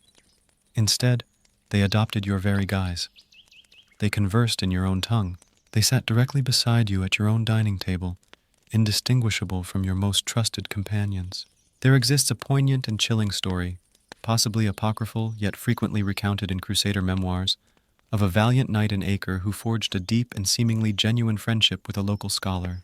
The man had supposedly converted to Christianity, or so he steadfastly claimed. They regularly prayed together, engaged in passionate debates on intricate theological points, and shared the camaraderie of scholars. One fateful evening the knight, having consumed too much wine, drunkenly confided his confidential plans to arrest a small group of suspected Ismaili sympathizers within the city. The very next morning, the knight was discovered lifeless in his bed, with no discernible signs of struggle. A single precise puncture wound beneath his chin was the only telltale mark. His trusted scholar friend had vanished without a trace, leaving behind only questions. No one in the entire household could recall ever having formally hired the mysterious man, adding to the pervasive sense of unease. This relentless and unsettling uncertainty profoundly permeated all levels of governance. Crusader rulers, who had once harbored idealistic dreams of meticulously recreating the sophisticated European courts in the Levant, found themselves inexorably transformed, paradoxically becoming more akin to the very Eastern despots they had initially sought to replace and conquer. The cherished ideal of chivalry slowly but surely yielded to an overwhelming sense of profound caution and suspicion. Critical policies were inexplicably stalled or completely abandoned purely out of paralyzing fear. Crucial alliances dissolved prematurely before they could ever be formally sealed or fully cemented. Every new arrival into the court was subjected to intense scrutiny and profound suspicion, and even long-standing, seemingly loyal allies found their unwavering fidelity constantly questioned and meticulously re-evaluated. This insidious shift altered every conceivable aspect of their existence. A culture that had once profoundly valued visibility, assertive presence, and bold public displays of leadership now, ironically, prized impregnable walls, impenetrable shadows, and suffocating silence. Paranoia, in this transformed reality, became a chilling form of wisdom, a necessary survival instinct. And with that profound and pervasive shift in mindset, the Crusader states began a slow, agonizing process of internal decay and eventual rot, undermining their very foundations. Military efficiency, once a hallmark of Crusader prowess, suffered most severely. Forts remained tragically unmanned, as fearful commanders resolutely refused to abandon the perceived safety and security of urban centers. Crucial military campaigns were inexplicably postponed or drastically scaled down due to omnipresent security risks and pervasive fear. Vital supplies that should have directly funded and equipped troops were instead diverted to finance the construction of hidden quarters and to hire ever-increasing layers of redundant guards, creating a self-perpetuating cycle of expenditure driven by fear. Every single commander began to imagine himself as an inevitable target, living in constant dread. Even the most basic forms of communication began to break down. Messages were no longer trusted if delivered by unfamiliar hands. Diplomats were routinely turned away for lacking appropriate letters of identification or exhibiting the wrong accent, even if minor. Important meetings were canceled with alarming regularity. Some Crusader lords went to such extreme lengths as to completely avoid public religious services altogether, absolutely terrified that a Hashishin agent might reach them during the vulnerable moments of prayer, transforming sacred spaces into scenes of terror. Still, the Hashishins maintained an unsettling silence. Their very reticence was an integral component of their formidable psychological arsenal. They never publicly acknowledged responsibility for their actions unless it strategically served their overarching objectives, preferring instead to allow their adversaries to descend into bitter internal disputes, thereby fueling the paralyzing suspicion that anyone, even other Crusaders, might secretly be in league with the enigmatic old man of the mountain. This pervasive fear became so profoundly acute that Christian leaders began to openly accuse one another of colluding with the assassins to eliminate their rivals, leading to widespread paranoia and mistrust. Consequently, bitter infighting erupted, with one faction leveling accusations against another of secretly collaborating with Sinan's covert agents. Trials were held, often based on flimsy evidence, and gruesome executions swiftly followed. While some individuals were indeed guilty of various transgressions, the overwhelming majority were not. Yet, in every single instance, it was the assassins who emerged as the ultimate beneficiaries, their power and influence amplified by the ensuing chaos. The Crusaders, who had once arrived in the Holy Land seemingly unified under the sacred banner of the cross, now fractured dramatically beneath the relentless weight of this insidious fear. And that fear had not emanated from a vast conventional army, but from a mere few hundred men, subtly hidden away in remote mountain strongholds, armed with little more than sharpened knives and an almost superhuman patience. As the years inexorably passed, the cultural transformation among the Crusaders was undeniably complete. Crusader nobles began to chillingly resemble the very emirs they had once so vehemently despised, becoming increasingly paranoid, reclusive, perpetually surrounded by cautious eunuchs and wary tasters. Their lives now governed not by the guiding light of faith, but by an ever-present suffocating dread. When fresh, zealous knights newly arrived from the distant reaches of Europe, brimming with youthful fervor and naive idealism, the battle-hardened veterans would simply shake their heads with a weary, knowing resignation. "You've never truly lived here through a killing," they would solemnly declare, their voices laced with grim experience. "You'll understand when it finally happens to you." And invariably, it would. Eventually. Because in the ultimate analysis, the Hashishins had achieved something that very few armies in history ever could. They had not merely defeated their enemies on the conventional battlefield. They had reached deep into the very minds of their adversaries and meticulously constructed impregnable fortresses of fear behind their eyes. A psychological stronghold that no physical army could breach. That pervasive internal fear caused the Crusaders to hesitate. And in the brutally unforgiving landscape of the Holy Land, even a fleeting moment's hesitation could signify the irreversible demise of an entire kingdom. The Hashishins also demonstrated a truly remarkable and sophisticated adaptability in their operational tactics against European targets. They swiftly mastered the art of exploiting the intrinsic cultural and linguistic differences that existed between the various Crusader nationalities, cunningly deploying French-speaking agents against English nobles, German-speaking operatives against French courts, and Italian agents against Germanic leaders. This profound cultural sophistication enabled them to deeply penetrate the diverse strata of Crusader society at multiple levels, extending from the most aristocratic noble courts to bustling merchant communities, and even into the sanctity of religious establishments. Perhaps most crucially, the Hashishins possessed an acute understanding that the Crusader states were fundamentally and utterly dependent on the continued, vital support from their European homelands, rendering them exceptionally vulnerable to meticulously planned operations that specifically disrupted communications with the distant homeland, or insidiously undermined confidence in the very leadership of the Crusader regime. Assassinations were frequently timed to strategically coincide with the arrival of high-profile European visitors or sensitive diplomatic missions, thereby ensuring maximum psychological and political impact on Western perceptions concerning the Crusader state's security and overall effectiveness. The profound religious dimension of the Hashishin Crusader conflict introduced yet another complex layer to their already intricate interactions. While European chroniclers and observers frequently portrayed the assassins as demonic, almost supernatural figures driven by drug-induced fanaticism, the underlying reality was that Hashishin operations were rigorously guided by sophisticated, theological reasoning that unequivocally positioned their actions as entirely legitimate and divinely sanctioned responses to perceived Christian aggression against sacred Islamic territories. From the Hashishin perspective, the Crusaders were not merely conventional military enemies, but profound theological adversaries whose persistent presence in the Holy Land represented an existential and fundamental challenge to the very essence of Islamic civilization. This deeply ingrained religious framework provided an incredibly potent motivation for the Fedayeen assigned to anti-Crusader missions, who genuinely perceived themselves as holy warriors, selflessly defending their sacred faith against foreign invaders, rather than merely political assassins serving secular objectives. The enduring long-term impact of Hashishin operations against the Crusader states extended far beyond the immediate political and military ramifications. European chroniclers and intrepid travelers carried sensationalized stories of the assassins back to the distant Western courts, where these accounts became the foundational bedrock for centuries of intense fascination with Eastern mystery and exotic danger.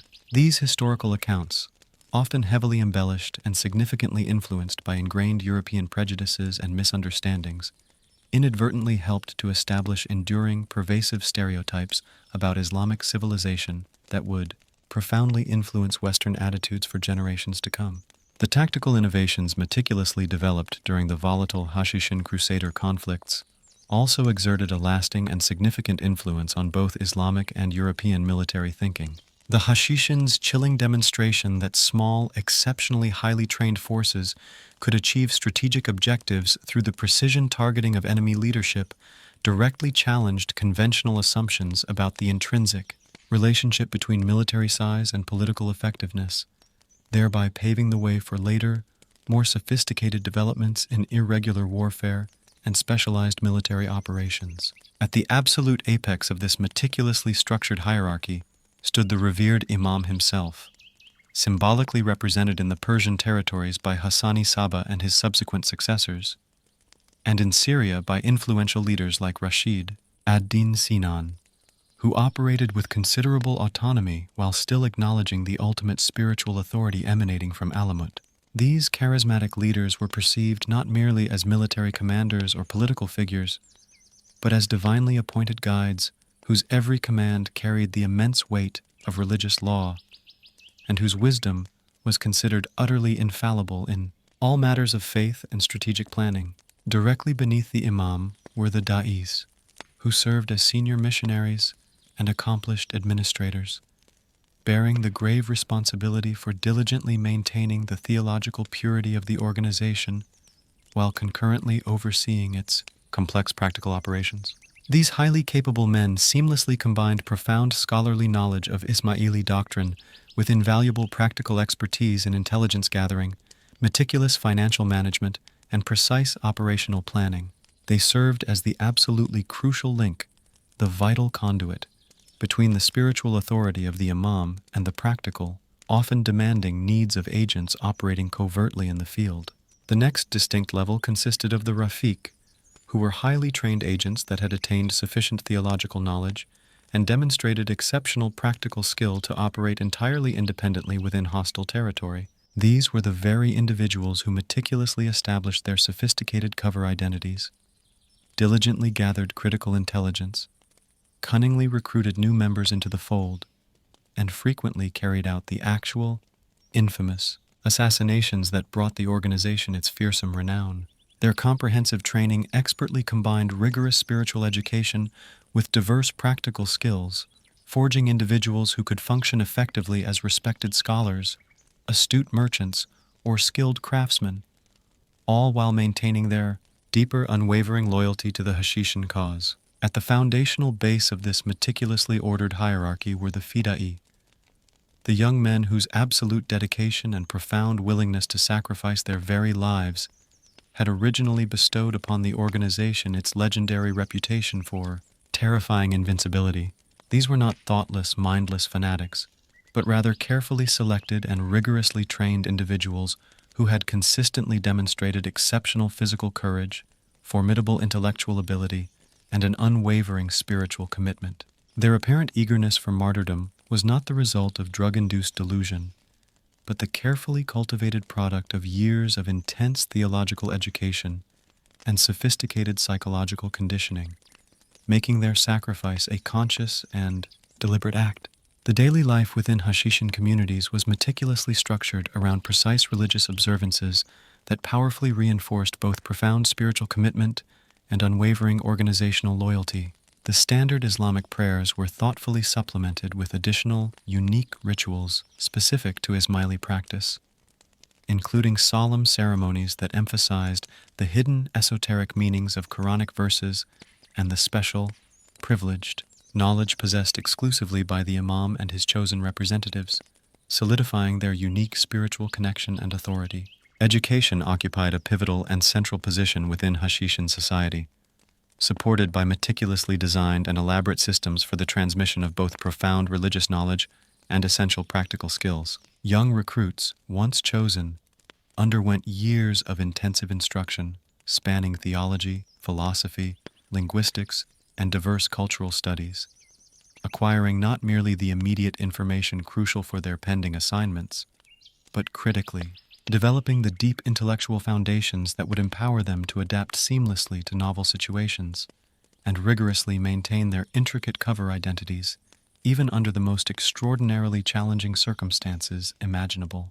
The library systems meticulously curated and maintained at the major Hashishan fortresses were among the most sophisticated and extensive in the entire medieval Islamic world, encompassing not only vast collections of sacred religious texts, but also comprehensive practical manuals on everything from the precise preparation of potent poisons to advanced architectural engineering principles. These invaluable collections served both crucial educational and vital operational purposes, furnishing the intellectual resources indispensable for the comprehensive training of agents while simultaneously preserving the accumulated, invaluable knowledge of the organization for the benefit of future generations, ensuring continuity and institutional memory. The economic organization of Hashishan communities profoundly reflected their core religious principles through meticulously structured systems of communal property and equitable resource sharing. While individual agents might, as an inherent part of their elaborate cover identities, accumulate personal wealth, the fundamental underlying assumption remained that all material resources ultimately belonged to the collective community and were to be utilized exclusively in service of the organization's overarching spiritual mission. This deeply ingrained communalistic approach naturally extended to family life and intricate social relationships within the Hashishan territories. Marriage and the sacred act of child-rearing were rigorously governed by religious principles that vigorously emphasized the paramount importance of raising new generations who were wholeheartedly committed to the organization's core values and strategic objectives. Children born into Hashishan families, while not automatically predestined for careers as assassins, were unequivocally educated from birth within the comprehensive theological framework that rendered such profound dedication and ultimate sacrifice not only possible but seemingly inevitable and righteous. The exact role and status of women within Hashishan society remains one of the most elusive and mysterious aspects of the organization, largely due to the frustrating scarcity of information provided by medieval sources concerning domestic life within the secluded mountain fortresses. However, what limited evidence does exist strongly suggests that women played demonstrably important roles in intelligence-gathering operations, particularly in assignments that critically required privileged access to enemy harems or the women's quarters in target cities, areas strictly closed off to men. Some intriguing sources even hint at the active existence of highly skilled female agents who possessed the unique ability to move freely and unobtrusively in social circles, typically inaccessible to men, thereby providing crucial, nuanced intelligence about the intricate domestic arrangements and precise personal habits of potential assassination targets. The profound psychological conditioning that transformed seemingly ordinary young men into utterly willing martyrs was achieved through sophisticated manipulation of potent religious symbolism and intricate group dynamics, rather than through crude, simplistic brainwashing tactics or the widespread use of hallucinogenic drugs, as often erroneously portrayed. Recruits were systematically introduced to progressively more esoteric and hidden levels of Ismaili doctrine, with each successive stage of initiation unveiling new, hidden truths that seemed to irrevocably confirm the special, divinely ordained status of the organization and the sacred nature of its mission. The entire process was meticulously engineered to create a profound emotional and intellectual investment in the Hashishin ideology through the careful and expert manipulation of natural human desires for meaning, a sense of belonging, and spiritual transcendence. Young men who might otherwise have led unremarkable lives as simple farmers, skilled craftsmen, or diligent scholars were meticulously convinced that they had been divinely chosen for active participation in a cosmic, existential struggle between ultimate truth and pervasive falsehood, with their individual actions determining not merely immediate political outcomes, but, more profoundly, the eternal fate of fundamental religious truth itself. The ceremonial aspects of Hashishan life were notably elaborate and held deep spiritual significance for all participants, encompassing intricate rituals that both commemorated important historical events in Ismaili history and powerfully reinforced unwavering commitment to contemporary objectives. These multifaceted ceremonies served numerous critical functions. They provided profound emotional release and deep spiritual satisfaction for all community members. They powerfully reinforced group solidarity and a shared collective identity, and they meticulously forged powerful psychological associations between fervent religious devotion and unwavering organizational loyalty, binding the community together. The medical and scientific knowledge painstakingly preserved and actively utilized within Hashishan communities was remarkably advanced for its time, reflecting both critical practical needs and a genuine intellectual curiosity.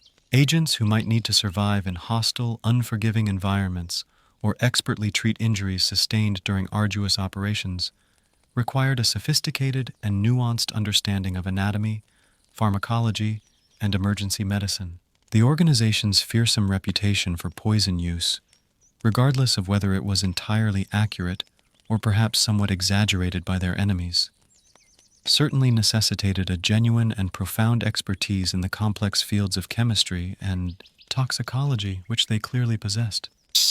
The Hashishans elevated the act of killing from crude, unrefined violence to a sophisticated and precise science, meticulously developing weapons, specialized techniques, and novel methods that were centuries ahead of their contemporary counterparts. Their unique approach to assassination skillfully combined practical innovation with cunning psychological warfare, creating tools and tactics that were meticulously designed not just to kill with utmost efficiency, but to maximize the terror and devastating political impact of each meticulously executed death, turning each killing into a potent message. The signature weapon of the Hashishans was the distinctively curved dagger, expertly designed for the close-quarters combat that characterized the overwhelming majority of their covert operations.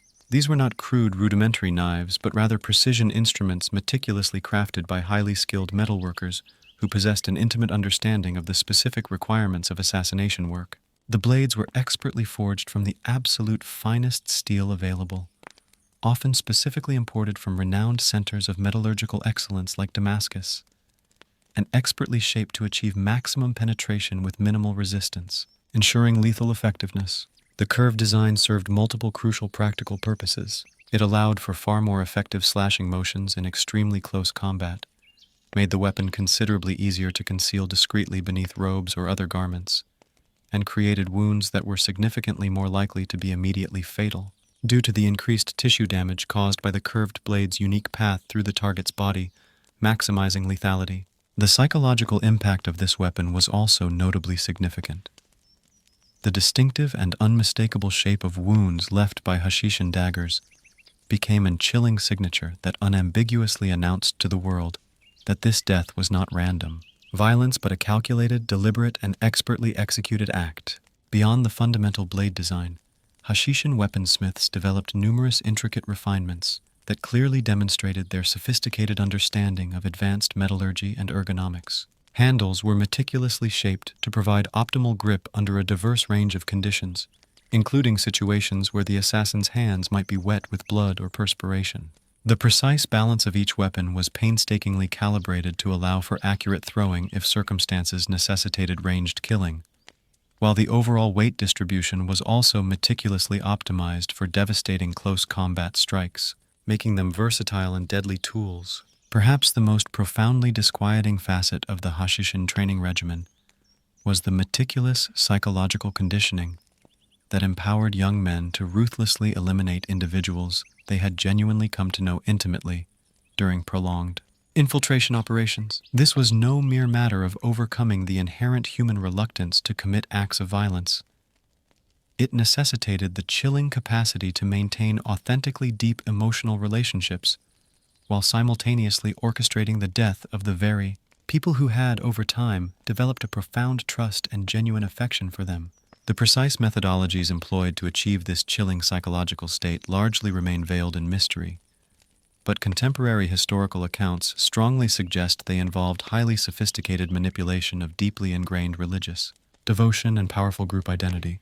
Recruits were systematically indoctrinated to perceive their targets not as distinct individual human beings, each with their own families, aspirations, and profound fears, but rather as abstract, impersonal obstacles to the divine plan meticulously envisioned and represented by Hassan-i Sabbah and his subsequent successors. The personal relationships painstakingly cultivated during infiltration operations were cunningly reframed and rationalized as merely necessary deceptions, indispensable tools deployed in service of a higher, sacred truth, rather than authentic human connections that genuinely deserved respect, protection, or moral consideration. This unique psychological framework allowed Hashishan agents to genuinely experience real emotions during their elaborate infiltration operations, yet simultaneously retain the cold, calculating capacity to utterly betray those emotions without hesitation when the opportune moment arrived to strike. They could genuinely feel true friendship for their unsuspecting targets, experience authentic, even profound sadness at the perceived necessity of dispatching them, and yet still meticulously carry out their assigned missions with chilling precision and perfect efficiency.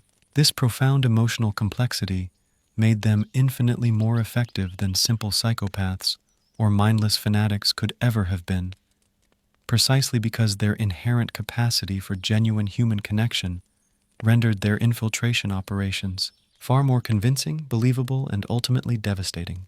The intelligence-gathering methodologies meticulously developed and refined by the Hashishans were equally sophisticated and remarkably advanced, involving systematic observation, rigorous analysis, and intricate pattern recognition that collectively provided extraordinarily detailed pictures of their targets' behavioral patterns, existing security arrangements, and underlying psychological vulnerabilities. Agents dedicated many months to intently studying their intended victims, meticulously learning not merely their predictable physical routines, but also their nuanced emotional patterns, complex personal relationships, and individual fears and desires, building comprehensive psychological profiles.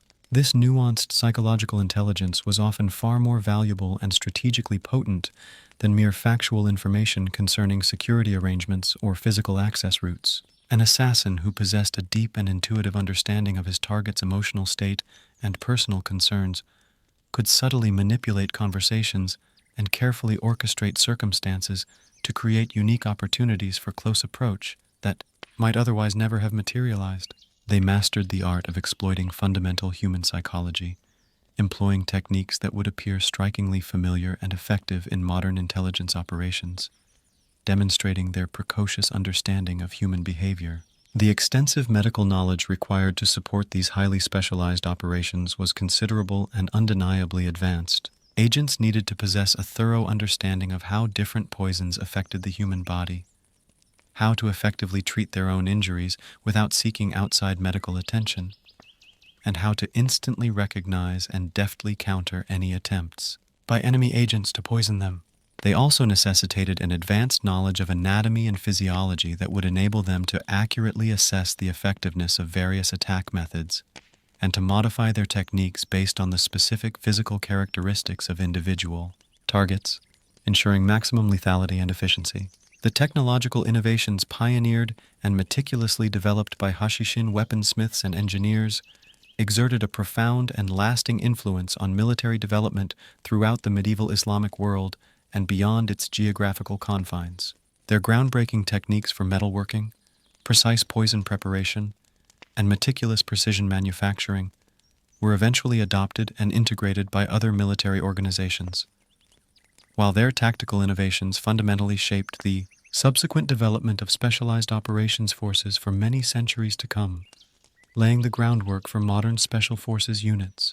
The enduring legacy of Hashishin technical knowledge can be painstakingly traced through various medieval texts on military engineering, toxicology, and advanced combat techniques, although much of their most sensitive and highly guarded information was deliberately and thoroughly destroyed when their strongholds ultimately fell, a desperate effort to preserve crucial organizational secrets. What fragmented knowledge did manage to survive provides tantalizing glimpses of a level of technical sophistication that would not be genuinely matched by European military organizations until the flourishing period of the Renaissance, centuries later. By the early 13th century, the formidable Hashishin network had undeniably reached the pinnacle of its power and far-reaching influence, meticulously controlling an extensive chain of strategically located fortresses stretching from the heart of Persia to the rugged mountains of Syria, while simultaneously maintaining active agents in the royal courts throughout the entire Islamic world.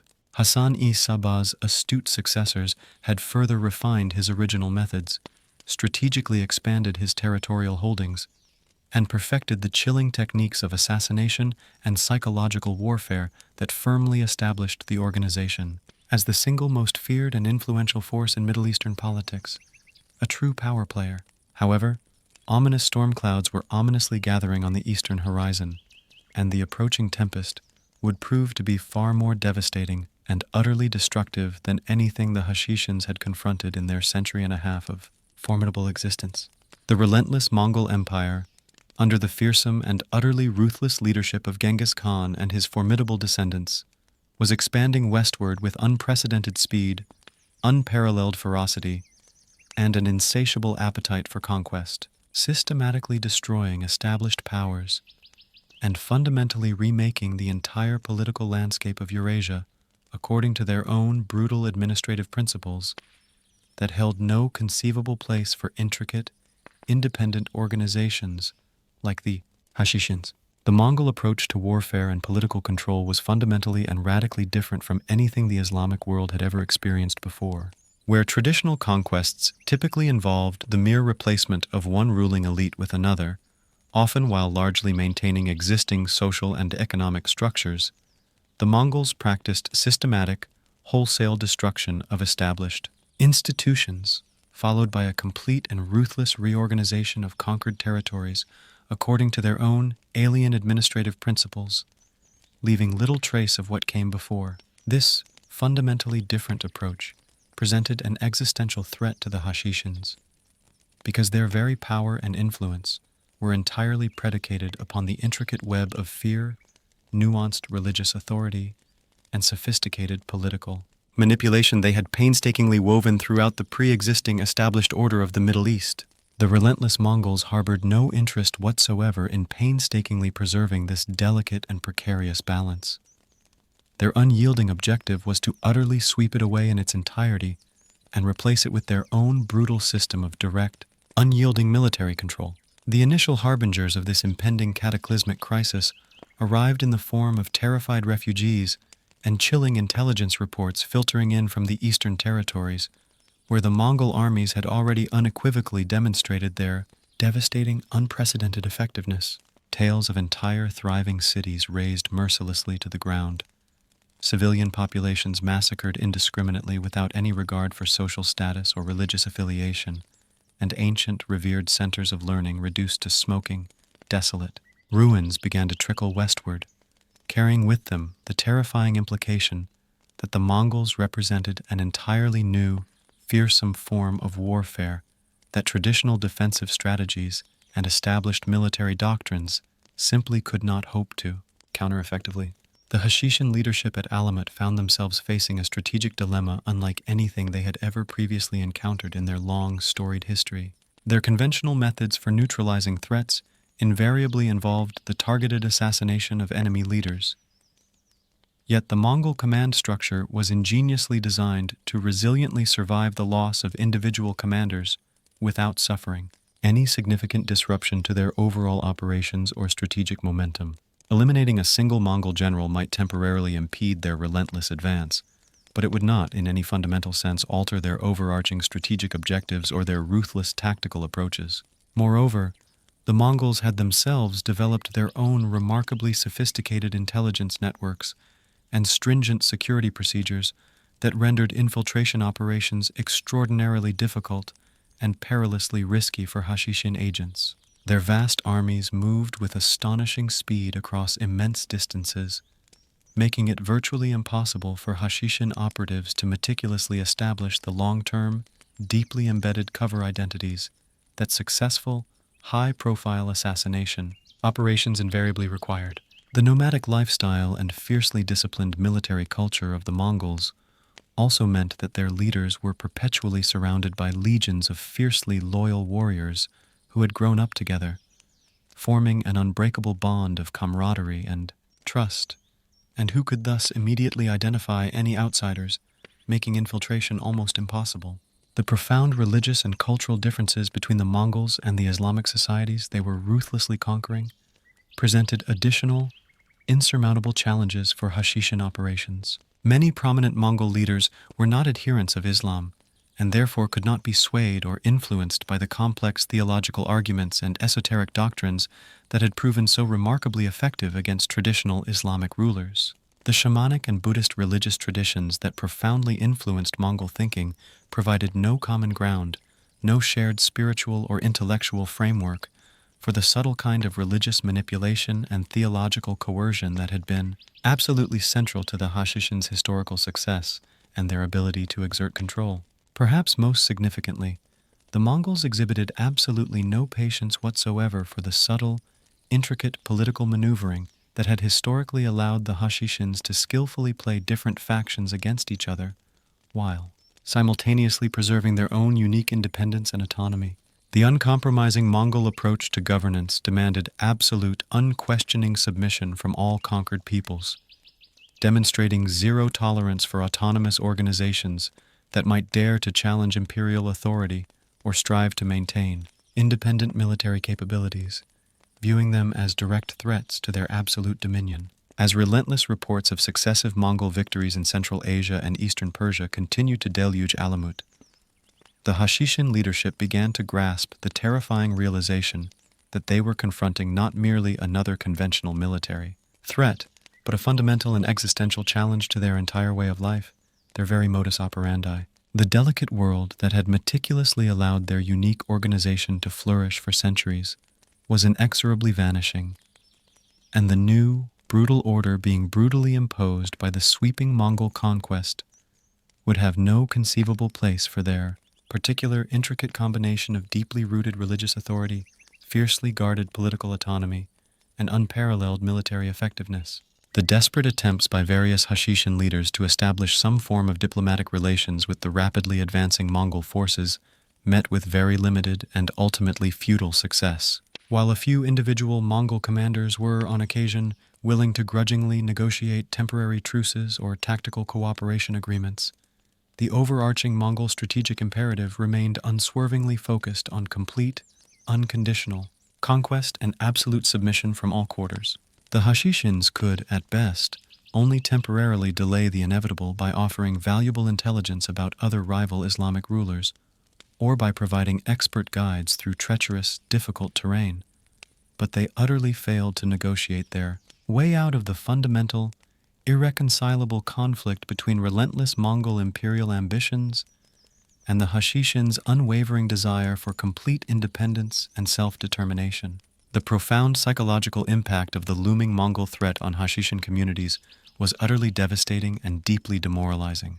For many generations, members of the clandestine organization had been meticulously taught that their sacred cause was divinely blessed, and that their unique methods were utterly invincible when properly applied, ensuring their ultimate triumph. Yet, the approaching, unstoppable Mongol armies represented a novel and overwhelming challenge that simply could not be met through traditional assassination, subtle infiltration, or any of the other highly specialized techniques that had proven so remarkably effective against conventional Islamic opponents. Some desperate Hashishin leaders attempted to adapt their established methods to counter this unprecedented new threat, diligently developing plans for guerrilla warfare, proposing strategic withdrawals to more defensible positions within their mountain strongholds, and even advocating for cooperation with other fragmented Islamic forces against the common terrifying Mongol enemy. But these valiant efforts were severely hampered by the very fundamental characteristics that had ironically made the organization so extraordinarily successful in earlier conflicts. Their absolute reliance on pervasive secrecy and highly effective small-scale operations, their inherent isolation from the broader mainstream Islamic society, and their uncompromising emphasis on strict religious purity over pragmatic political alliances, all of which now worked against them. The bitter irony was that the very qualities that had rendered the Hashishins so spectacularly effective against the established Islamic order also rendered them particularly vulnerable to the systematic and total destruction that the Mongols so efficiently practiced. Their seemingly impregnable mountain fortresses, which had successfully withstood countless medieval siege techniques for centuries, could not hope to stand against the superior Mongol engineering capabilities and the advanced Chinese siege technology they now brought to bear. Their meticulously crafted networks of agents, which had been virtually invisible and undetectable to traditional intelligence services, could be brutally exposed through the massive population movements and wholesale administrative reorganization that inevitably accompanied the sweeping Mongol conquest, laying bare their secrets. As the colossal Mongol armies drew inexorably closer to the very heartland of Hashishin power, the organization that had once struck terror into the hearts of kings and mighty sultans found itself facing an enemy that appeared utterly immune to fear, completely indifferent to complex religious arguments, and ferociously determined to reshape the entire world according to principles that had no conceivable room for autonomous organizations like theirs. The age of the assassins was rapidly drawing to a brutal, inevitable close, though their final bloody chapters would be tragically written in fire and blood among the same formidable mountain peaks where Hassan-i Sabbah had first audaciously established his formidable empire of shadows, a grim, poetic end. The pivotal year 1256 marked the undeniable beginning of the end for the Hashishin Empire, when Hulagu Khan, the formidable grandson of Genghis Khan and the brother to the mighty Mongol Emperor Mongke, decisively turned his relentless attention westward toward the fragmented remnants of Islamic civilization that had not yet felt the full, crushing weight of Mongol conquest. Unlike preceding Mongol campaigns that had primarily concentrated on sheer territorial expansion and vast plunder, Hulagu's specific mission carried explicit, uncompromising instructions to completely destroy the Hashishin organization and utterly eliminate what the Mongol leadership unequivocally viewed as a persistent, deeply embedded threat to their burgeoning imperial ambitions and absolute authority. The enduring legacy of the Hashishins stands as a powerful and chilling reminder that the sophisticated techniques of asymmetric warfare, the insidious art of psychological manipulation, and the dangerous allure of ideological extremism are not mere products of modernity, nor are they fleeting phenomena confined to specific historical periods. Instead, they represent persistent and recurring features of complex human political behavior that inevitably surface whenever established conventional power structures are directly challenged by those who perceive themselves as marginalized, excluded, or denied legitimate avenues of influence and participation within the existing order. A profound understanding of their intricate methods, their deeply held motivations, and the underlying psychological underpinnings of their actions provides invaluable insight not only into the nuanced tapestry of medieval Islamic history, but also, crucially, into the enduring, often terrifying dynamics of political violence that regrettably continue to shape and define our contemporary world. The formidable mountain fortresses, once bastions of their power, now stand desolate and empty, their once impenetrable walls slowly crumbling into dust under the relentless erosion of centuries of harsh weather and prolonged neglect. The legendary library of Alamut, a beacon of knowledge, is now nothing more than scattered ash, irrevocably dispersed on the mountain winds, a tragic testament to lost wisdom. The very last of Hassan-i Sabbah's devoted disciples perished generations ago, carrying with them into oblivion the meticulously guarded secrets of their terrible and enigmatic craft. Yet, in a world where desperate young men still tragically strap explosive devices to their chests in acts of ultimate defiance, where elusive shadows still conceal those who harbor the chilling ambition to fundamentally remake the world through carefully targeted and precise acts of violence, and where powerful, transformative ideas still consistently prove themselves more potent and destructive than conventional armies, the chilling spirit of the Hashishins, in essence, lives on, echoing through the ages. They imparted a brutal, unforgettable lesson that in the hands of the determined and ideologically committed, fear itself could be a more potent and paralyzing force than brute military might. That an unshakable faith, when weaponized, could become infinitely more dangerous and destructive than conventional armies capable of shattering empires, and that, sometimes, the most seemingly ordinary, unassuming person could be surreptitiously carrying the most extraordinary and terrifying darkness within their very being. These are profound and disturbing lessons that the world has, regrettably, never truly forgotten, even when humanity might desperately wish that such knowledge could be erased from collective memory. Ultimately, the Hashashins achieved a form of chilling immortality that even their visionary founder, Hassan-i Sabbah, could never have possibly imagined in his wildest dreams. They did not merely transiently change the course of history, They irrevocably became an intrinsic, undeniable part of its very fabric, forever embedded in our collective memory as a stark and terrifying reminder of the unfathomable depths of what human beings are truly capable of when they become absolutely convinced that their cause is inherently righteous, their methods are divinely blessed, and their actions are sanctioned by powers far greater than any earthly law or human justice system. And perhaps that, above all, is the most terrifying and unsettling truth of all. Not merely the historical fact that they existed, but the chilling realization that their essence, their spirit, their methods never truly died. They simply transformed, adapted, evolved, and found new, fertile homes in new hearts and minds across new centuries, persistently re-emerging in different guises.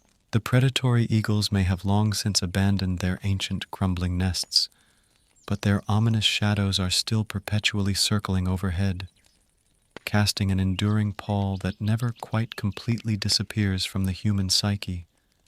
A constant, unsettling presence. Sleep well if you can.